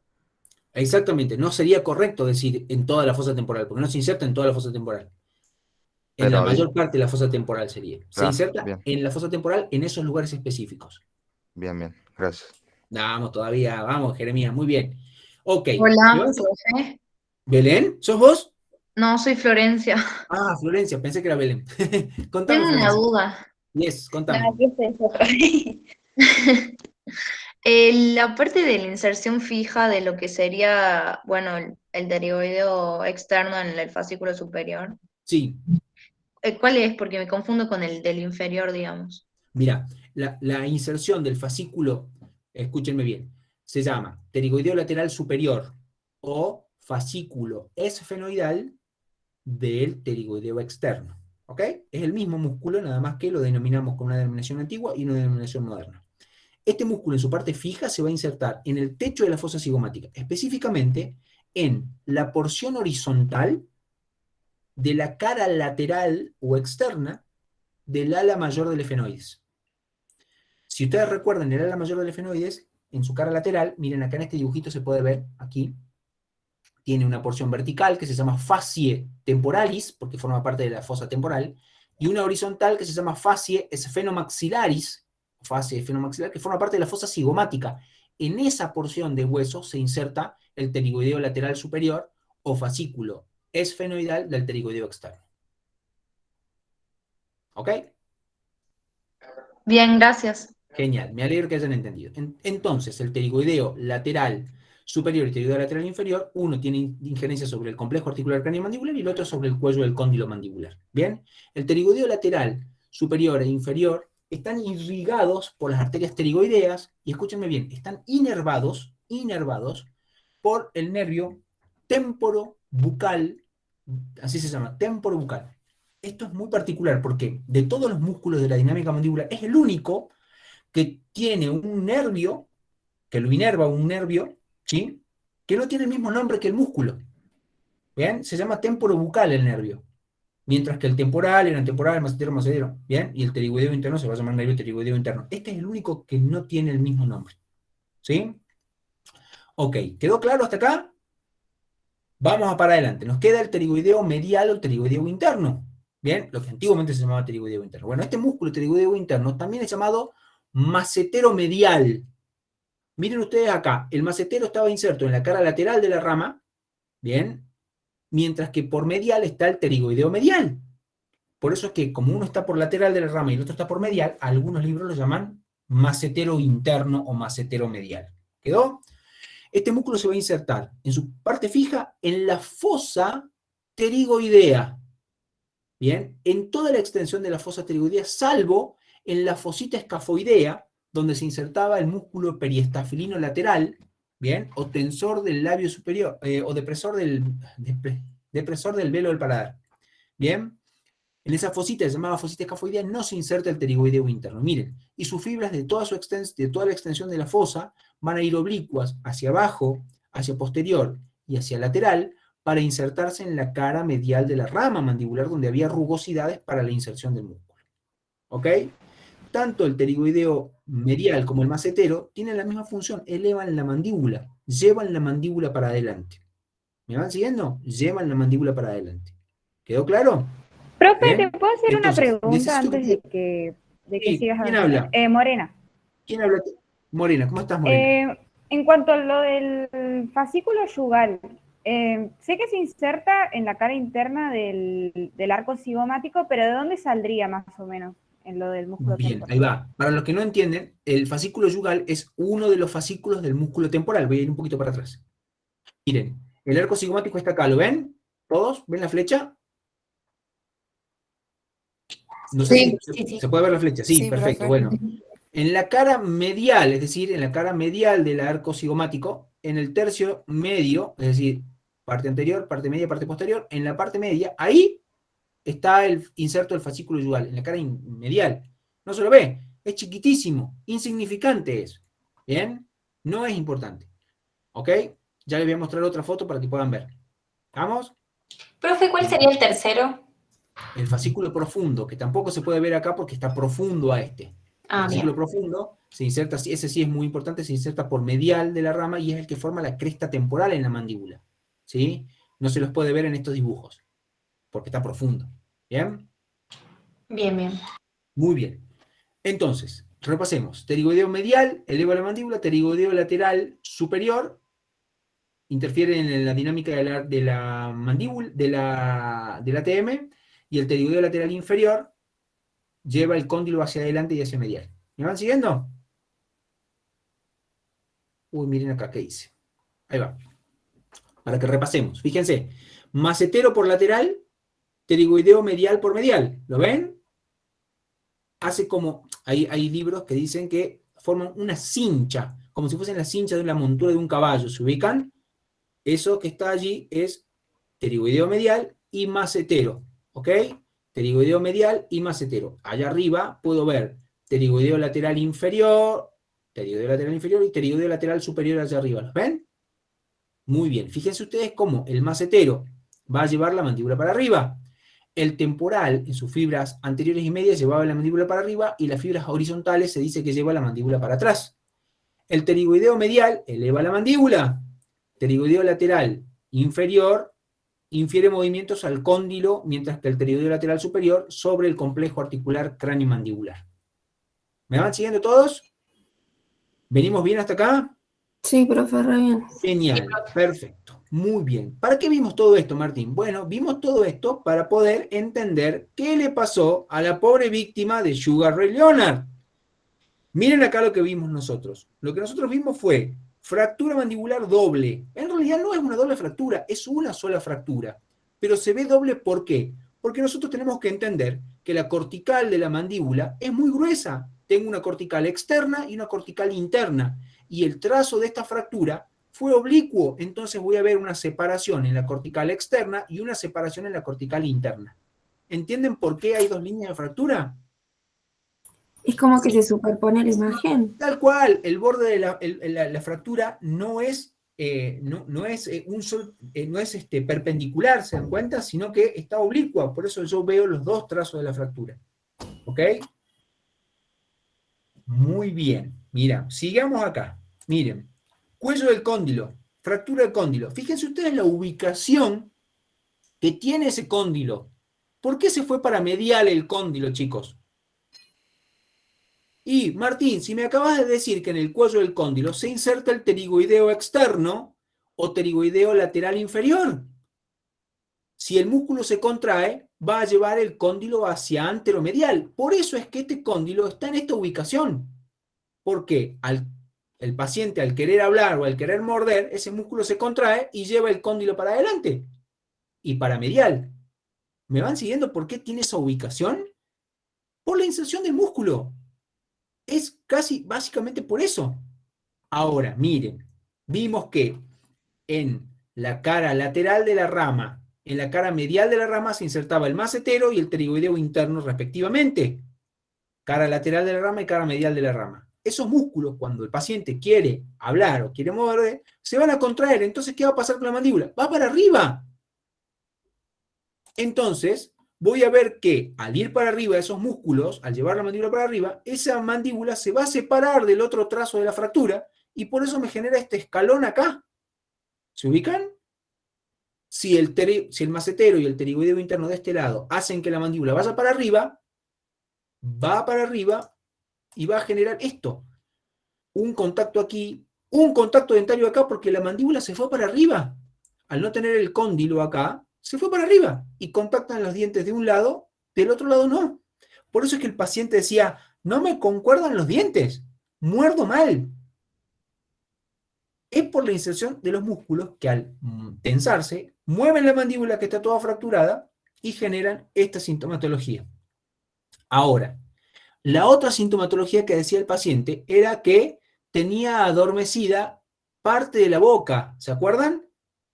Entonces, entendamos por qué tiene adormecida parte de la boca. Por esto, ¿se acuerdan del conducto dentario inferior que acabamos de ver? El conducto dentario inferior por donde pasa el nervio dentario inferior que después se divide en conducto mentoniano y conducto incisivo. Bueno, por ahí pasan nervios. El nervio está o seccionado o está por lo menos aplastado porque al fracturarse la mandíbula se desplazó, fíjense ustedes cómo las corticales de ese hueso están, ¿no concuerdan? Está desplazado el hueso, entonces seguramente está presionando el nervio y esto me va a traer una alteración en la sensibilidad, o en la sensibilidad del labio inferior y de la encía inferior del lado izquierdo, porque el nervio recolecta la sensibilidad de esa zona. Fíjense ustedes cómo todo lo que yo estoy viendo en un paciente traumatizado lo puedo resolver con simplemente sus conocimientos anatómicos, chicos. Con conocimientos anatómicos. Es re importante que ustedes aprendan anatomía. ¿Ok? Muy bien. ¿Venimos bien o voy muy rápido? Venimos bien. Genial, perfecto. Vamos con otro caso clínico entonces. Así seguimos aprendiendo. Miren acá, vamos a hablar de un tema que es muy importante, que ustedes en algún momento se van a topar en su vida con un caso de estos. Una infección cérvico-facial, es decir, del cuello y de la cara, de origen dentario. Cuando los dientes se infectan, pueden generar infecciones que pueden ser tan severas que comprometen la vida de los pacientes. ¿Sí? Hay pacientes que mueren por infecciones dentarias, chicos. ¿Sí? Eso es algo que tienen que saber y que en algún momento de sus vidas se van a topar con este tipo de patologías. Les voy a mostrar a mi paciente. Esta paciente que está acá es una paciente que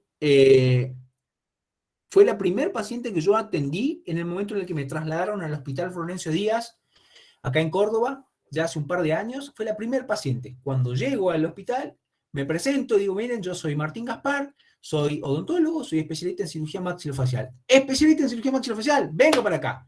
Vamos al internado. Tenemos una paciente que está con una infección y me la presentan a esta paciente, que aquí en esta foto ya está bien, pero estaba así. Ustedes se estarán dando cuenta de que ese cuello y esa cara no es normal. Bueno, ¿qué es lo que le había sucedido a esta paciente? A esta paciente le habían intentado hacer la extracción de una muela inferior, específicamente de un elemento 37, es decir, un segundo molar inferior izquierdo, con malos resultados, es decir, no habían podido extirparlo al diente, no lo habían podido sacar, y había hecho una infección. De hecho, ya tenía una infección, ¿y qué hicieron? Le dijeron, ya está, tome los medicamentos y vaya a su casa. Obviamente que eso no prosperó como corresponde, y la paciente en 24 horas se puso así, perdón, 48 horas, 2 días, se puso así la paciente, con estas condiciones. Obviamente que tiene un edema facial enorme, tiene un edema submaxilar, fíjense el mentón de la paciente, compárenlo, ¿bien? Y toda esta zona, que parece papada, no es papada, es inflamación, con obviamente un predominio del lado izquierdo sobre el lado derecho, pero fíjense ustedes lo tenso que está la piel y la generación de estos surcos en el cuello. Fíjense ustedes el cuello de ella y miren cómo estaba acá. ¿Ok? ¿Ocurre esto, Martín? Sí, ocurre y es muy frecuente y tengo que entenderlo. La sintomatología que esta paciente tenía era esto: muchísimo dolor en intentar masticar o hablar. Claro, porque está todo inflamadísimo. Se le elevó la lengua. La paciente tenía la lengua pegada al paladar, es decir, que había un cuadro en donde la lengua se había pegado al paladar y ya esto es lo más complicado, la paciente tenía dificultades para tragar y para respirar, es decir, que ya existía un compromiso de la vía aérea de esta paciente. ¿Bien? Es una paciente, esto es un cuadro de urgencia, esto hay que operarlo en ya, hay que operarlo ya, no hay que dejar estar esto, ¿sí? Si ustedes dicen, bueno, que tome el antibiótico, que se vaya a su casa y que vuelva otro día, no. El paciente corre peligro de vida. Si el compromiso de la vía aérea es avanzado, la paciente puede morir, ¿bien? Muere. Entonces, tengo que atenderla sí o sí en ese mismo momento, ¿ok? ¿Ocurre esto con frecuencia? Sí, chicos, ocurre con frecuencia. Fíjense ustedes el esquema que les voy a mostrar acá. Es un esquema en donde muestro, fíjense ustedes, esto es un esquema muy básico, ¿no? Diente inferior, diente superior, esto es la lengua, este es el vestíbulo, ¿bien? Y acá vamos a ver, una infección dentaria, este es un diente, cuando el diente se infecta, puede ir esa infección al hueso, y del hueso puede ir hacia el vestíbulo bucal y generarme una fístula, es decir, el pus que se genera acá puede ir a la boca, ¿bien? Este es el músculo buccinador que me está formando la pared lateral de la boca. ¿Bien? O puede ir hacia adentro, hacia la boca misma, a la cavidad bucal propiamente dicho, ¿bien? Porque drena por encima del músculo miloioideo que formaba el piso de la boca. O puede ir hacia la cara, porque el pus va a ir por debajo del músculo miloioideo, entonces va directamente a la cara, que fue algo que le pasó a esta paciente. Y también puede ir por debajo del músculo miloioideo e ir al cuello, a la región submaxilar. ¿Me van siguiendo? Fíjense ustedes que el músculo buccinador y el músculo miloioideo son músculos muy importantes para nosotros. Un músculo cutáneo, que va a formar la pared lateral de la boca, y un músculo suprayoideo que forma el piso de la boca. Entonces, yo necesito conocer los músculos del cuello. El cuello tenía en la región anterolateral los músculos en diferentes planos de profundidad. El esternocleidomastoideo, perdón, el cutáneo del cuello, o platisma, que es el más superficial, más profundo el platisma, el esternocleidomastoideo, los músculos escalenos, que eran 3, el escaleno anterior, el medio y el posterior, y el recto lateral de la cabeza. Son todos músculos de la región anterolateral del cuello. En la región anterior del cuello teníamos 2 grupos musculares, los suprayoideos, músculo digástrico, músculo estiloioideo, músculo miloioideo y músculo genioideo, y los músculos infrayoideos, el esternocleidoioideo, el homoyoideo, el esternotiroideo y el tiroyoideo. Y después en la región profunda o prevertebral teníamos los músculos recto anterior menor, recto anterior mayor del cuello y el largo del cuello. ¿Todos estos músculos son importantes? Sí, son importantes porque están formando parte del cuello y los tengo que aprender. No tenemos tiempo para verlos todos, pero vamos a ver los músculos suprayoideos. Fíjense ustedes en este dibujito una vista lateral y una vista posterior de la mandíbula, ¿bien? En donde yo puedo evidenciar todos los músculos que corresponden a este grupo, los músculos suprayoideos. El músculo digástrico, que es un músculo muy importante para nosotros, es un músculo que va a tener dos vientres. Un vientre posterior, que se inserta por medial de la apófisis mastoides en una ranura llamada ranura digástrica, y desde allí las fibras van a dirigirse oblicuas hacia abajo, hacia adelante y hacia medial, en busca del hueso ioides, pero nunca llegan al hueso ioides, sino que antes de llegar al ioides atraviesan un ojal que le deja el músculo estiloioideo, ¿bien?, que se llama ojal digástrico, y allí, en esa relación, se transforma el vientre posterior en un tendón intermedio. Ese tendón intermedio sí guarda relación con el hueso ioides a través de hojas aponeuróticas, que forman un túnel llamado túnel digástrico, y después ese vientre posterior del digástrico es reemplazado por fibras carnosas que van a ir a insertarse a las fositas digástricas en el borde inferior de la mandíbula, que es lo que habíamos visto hace un rato, ¿se acuerdan? Vientre anterior, tendón intermedio, vientre posterior. Fíjense ustedes que no tiene una inserción directa sobre el ioides, sino que lo hace a través de aponeurosis, ¿ok?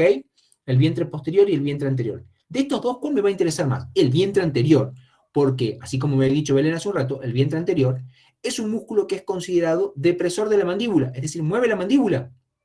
Al mover la mandíbula, es un músculo de la dinámica mandibular. Es un músculo de la dinámica mandibular que se encuentra en el cuello. ¿Ok? Por ende, va a estar inervado por el nervio trigémino. ¿Sí? Ok, el estiloioideo es un músculo que va a inserto del vértice de la apófisis estiloides al cuerpo del ioides, y la importancia que tiene es que su dirección va a ir oblicua hacia abajo, hacia medial y hacia anterior, y antes de llegar al cuerpo del ioides, genera un ojal por donde pasa el tendón intermedio del músculo digástrico. Entonces tengo vientre posterior, tendón intermedio y vientre anterior que corresponden al músculo digástrico, y el músculo estiloioideo, ¿bien?, que es un músculo que eleva el ioides. ¿Me van siguiendo? Músculos fáciles. Ahora, ¿puedo evidenciar otros músculos? Sí, por ejemplo, este que está aquí, que es el miloioideo, que lo vamos a estudiar en este dibujo. Fíjense, esto es una vista posterior-superior de la mandíbula, en donde puedo ver que en la línea oblicua interna, o miloioidea, se inserta este músculo, que se va a insertar en toda la extensión, y desde allí van a ir sus fibras oblicuas hacia medial e inferior, en busca de la línea media. Las fibras posteriores se insertan en el cuerpo del ioides, pero las que están más hacia adelante se insertan en un rafe aponeurótico, que en esta vista no se ve porque están cubiertos por estos músculos, pero estos dos músculos van a formar el piso de la boca, chicos. Pregunta de examen, este músculo que se ve acá es este mismo que está acá. Bien, fíjense ustedes cómo se inserta en ese rafe medio, ¿lo ven ahí? Ese rafe medio que está ahí es la línea blanca suprayoidea donde se inserta el músculo miloioideo. Este músculo miloioideo, dijimos, formaba el piso de la boca.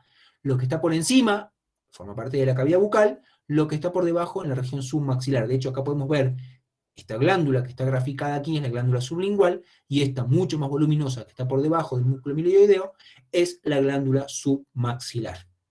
¿Ok? ¿Qué más puedo ver acá además del músculo miloioideo? Las apófisis geni, en donde hemos dicho que había 2 superiores y 2 inferiores, las inferiores para la inserción del músculo genioideo, que va desde la apófisis genis inferiores al cuerpo del hueso yoides. A ver, de estos 4 músculos que había descrito yo, digástrico, estiloioideo, miloioideo y genioideo, hay 2 que me van a interesar sobremanera. El digástrico, sobre todo el vientre anterior del digástrico. ¿Por qué? Porque el vientre anterior del digástrico es considerado un músculo de la dinámica mandibular. ¿Bien? Si yo tomo como punto fijo el dioides y contraigo el vientre anterior, la mandíbula va a descender, por eso es que se lo considera depresor de la mandíbula.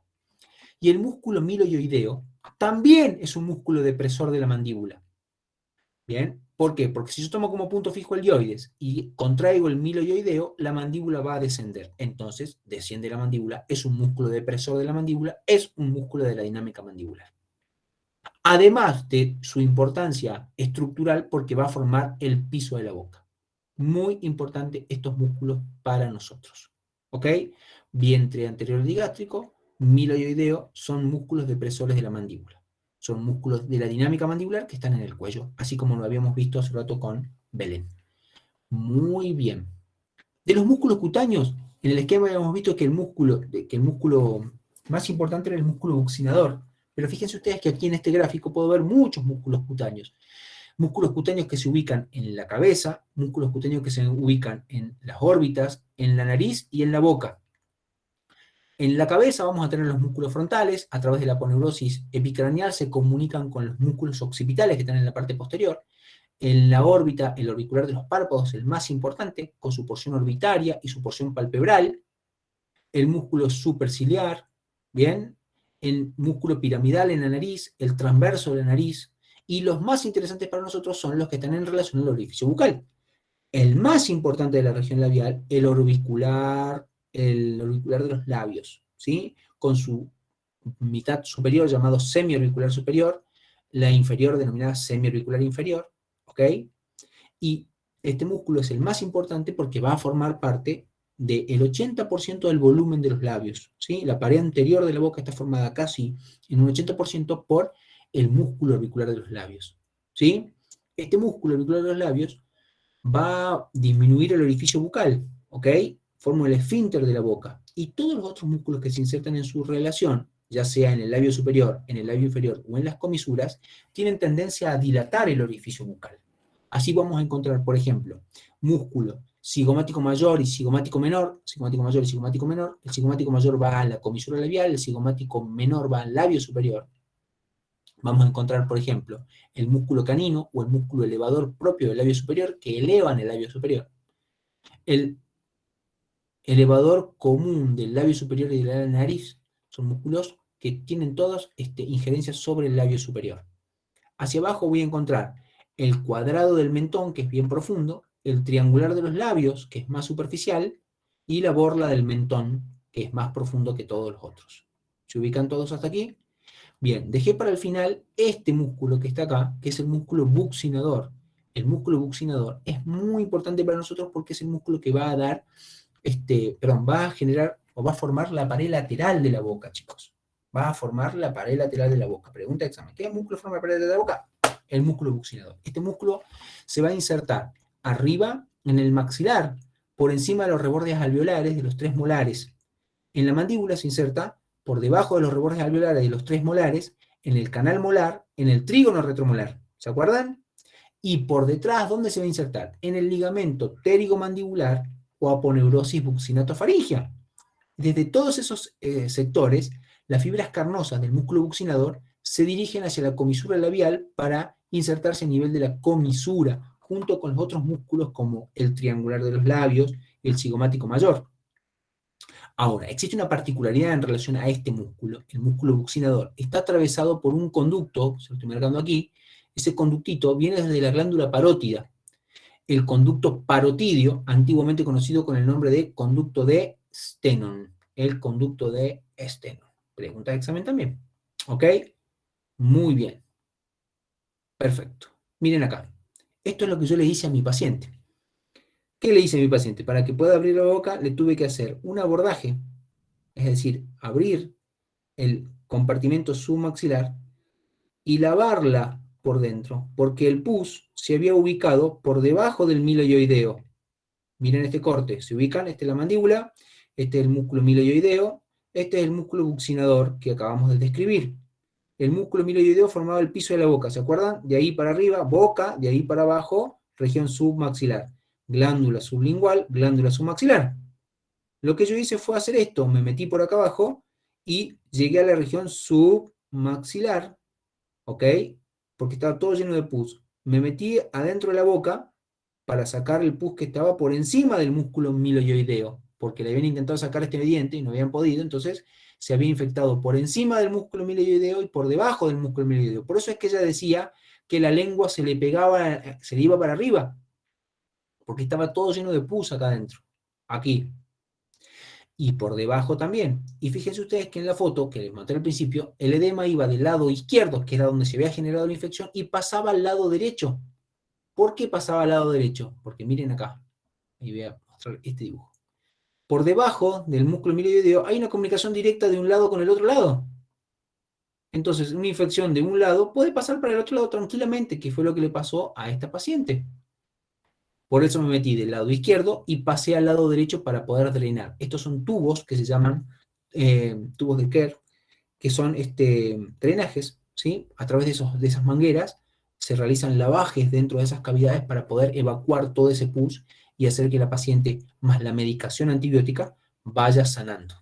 ¿Se ubican? Ok, perfecto. Chicos, todo esto que acabo de explicarle tiene un contenido anatómico, es decir, todo lo que ustedes vayan a estudiar de anatomía tiene una aplicación clínica. Todo lo que nosotros hacemos tiene un trasfondo anatómico. Entonces, yo necesito hacer que todo este conocimiento que está metido en mi cabeza ahora tenga aplicación clínica. Yo no me lo puedo guardar. Necesito que ese conocimiento tenga una aplicación clínica, ya sea para la estética, para la endodoncia, para la cirugía. Siempre tiene que tener aplicación, porque si no, va a pasar algo tremendo.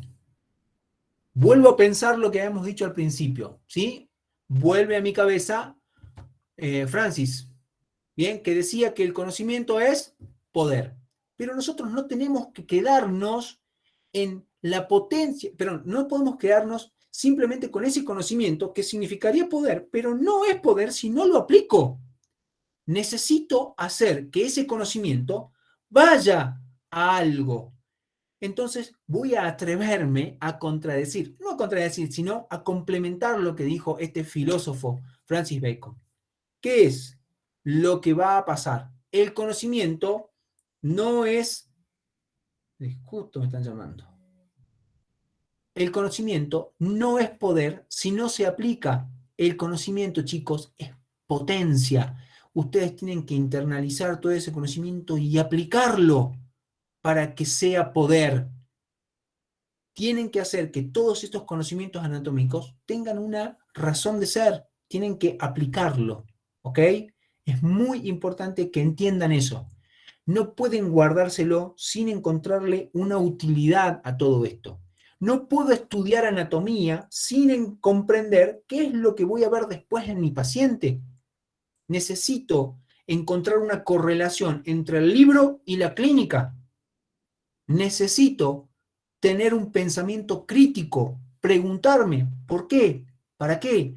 ¿Cuándo? De todo lo que voy estudiando. De esta forma, chicos, ese conocimiento, que es potencia, va a ser poder. Muchísimas gracias, espero que les haya gustado la clase. Cualquier duda, chicos, cualquier inquietud, me pueden buscar por las redes sociales, como en mi Facebook, en mi Instagram personal, en el Instagram de la clínica, o en las clases a través de las plataformas educativas como Filat. ¿Bien? Muy bien, espero que les haya sido grato y espero que me hayan entendido. Vamos a hacer una ronda de preguntas si todo sigue bien hasta ahora y me siguen escuchando. No sé si estamos conectados todavía. Sí, profe. Sí, Genial, profe. Yo tengo una genial. duda. Maca, ¿estás por ahí? Sí, acá estoy, profe. Genial, Maca, bueno, buenísimo. Escúchame, Maca. A ver, voy a salir de acá. ¿Me ves? Sí, a vos se te ve. Ahí estás terminando de Genial. cerrar la presentación. Genial, genial, genial, genial. Muy bien. Espero que les haya sido grato. Espero que hayan entendido. Bien. Vamos a hacer unas preguntas. ¿Alguien que tiene alguna duda? ¿Alguien que quiere, se quiere sacar alguna pregunta o algo? Yo, profe, quería Sí, ¿quién saber cómo yo? se le decía al conducto de Stenon El conducto de Stenon se actualmente. llama conducto parotídeo, aquí y en todas partes del mundo, ¿sí? Antiguamente se le llamaba conducto de Stenon porque había sido Stenon quien lo había, descrito, ¿sí? Pero se llama conducto parotídeo. Dale, muchas gracias, profe. Genial, genial, genial. ¿Y cuál es su función? ¿Quién? ¿La función de quién? ¿La mía o Pero? Yo. No, del conducto de Stenon. El conducto de Stenon es el conducto de desembocadura de la glándula parótida. La glándula parótida es una glándula de secreción externa, es una glándula salival mayor y lleva la saliva desde el parénquima glandular hasta la boca, ¿sí? Específicamente va a abrirse a nivel de una papila que está en el vestíbulo bucal a la altura del cuello del segundo molar superior. Ese es un punto anatómico específico. ¿Bien? Perfecto, gracias. Muy bien. Chicos, ¿alguna otra pregunta? ¿A qué se le llama fisura orbitaria inferior? ¿Cuál era la Fisura. nomenclatura? Bien, la fisura orbitaria inferior es lo que antiguamente se conocía como hendidura esfenomaxilar. Está formado por el borde inferior de la cara anterior del ala mayor del efenoides y el borde posterior de la apófisis piramidal del maxilar. Muchas gracias, profe. Por favor. Muy Buenas noches, bien. profe. Una Bueno, pregunta. chicos. Sí, te escucho, Leonardo. ¿El cutáneo del cuello es igual Sí. al platisma? ¿Es Es sinónimo? igual que el platisma, se llama cutáneo del cuello o platisma, así es. Vale, Cutáneo muchas del cuello se lo denomina porque es un músculo que tiene las características de un músculo cutáneo, es decir, es un músculo delgado, difícil de disecar, que tiene inserciones en los planos profundos de la cara profunda de la piel y está inervado por el nervio facial, entonces se lo llama cutáneo del cuello. Dale, gracias. No es nada. Profe, una pregunta. Sí. ¿Cuáles son las inserciones del músculo buccinador? Bien, ahí va, escuchen. Las inserciones del músculo buccinador.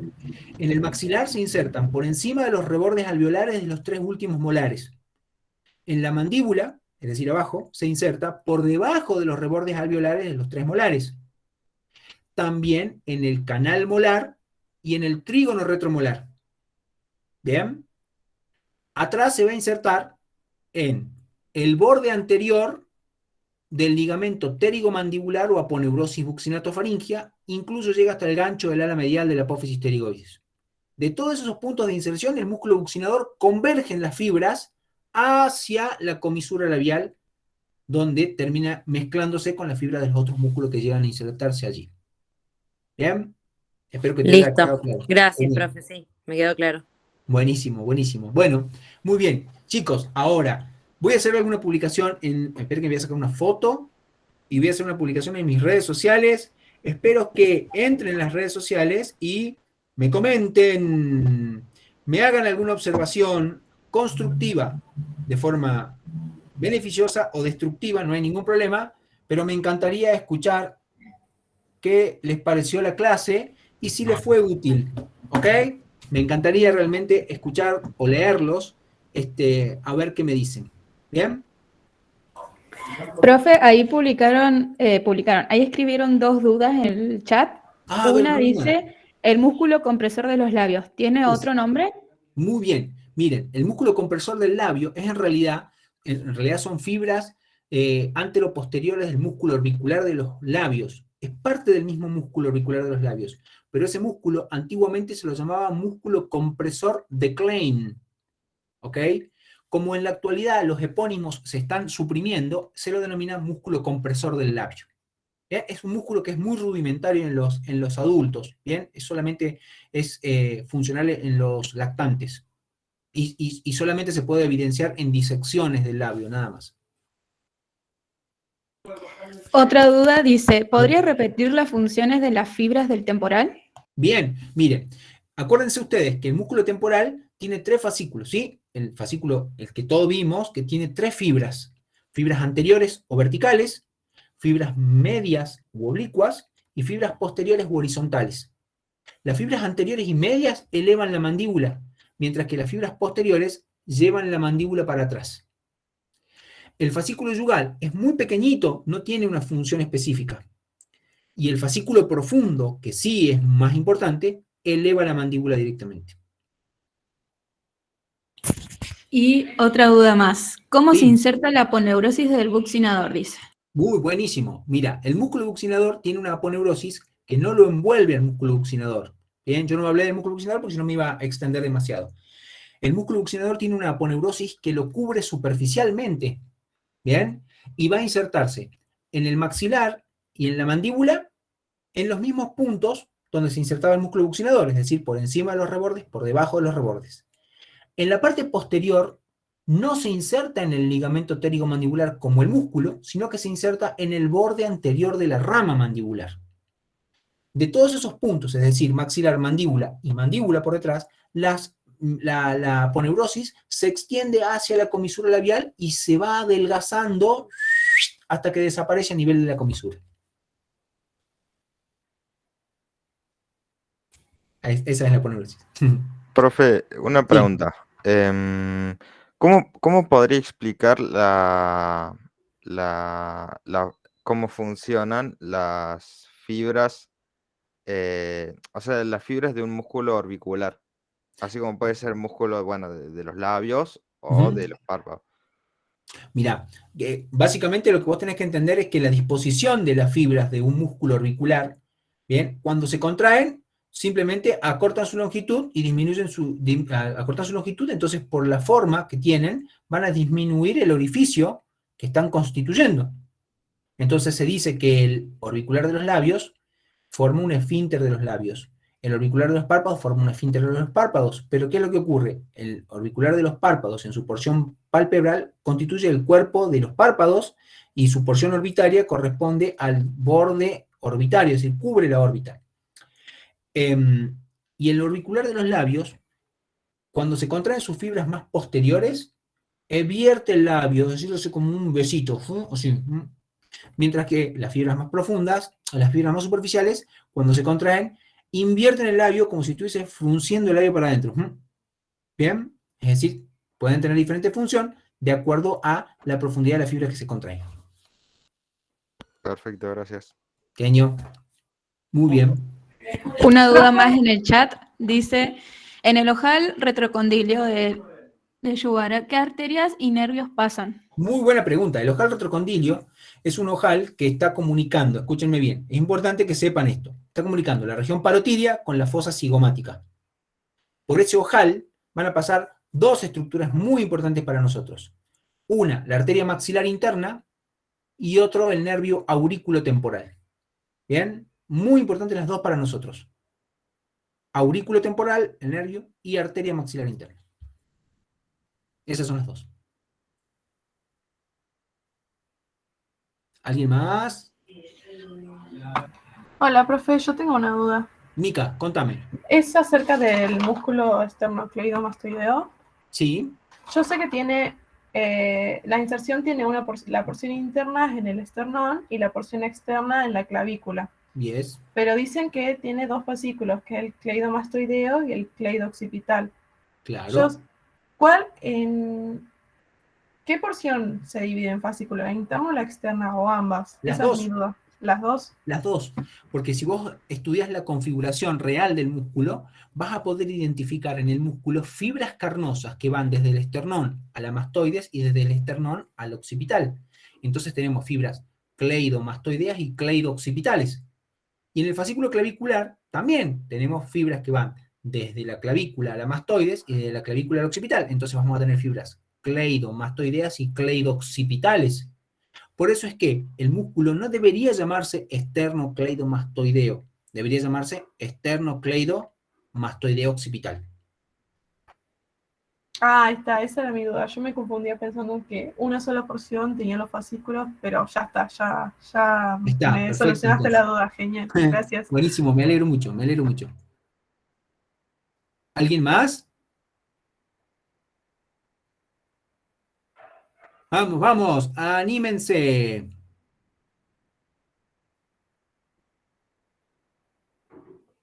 Una pregunta para, o sea, no es sobre el contenido, sino que para ver el link de la grabación sería en el Instagram, digamos, de JPO.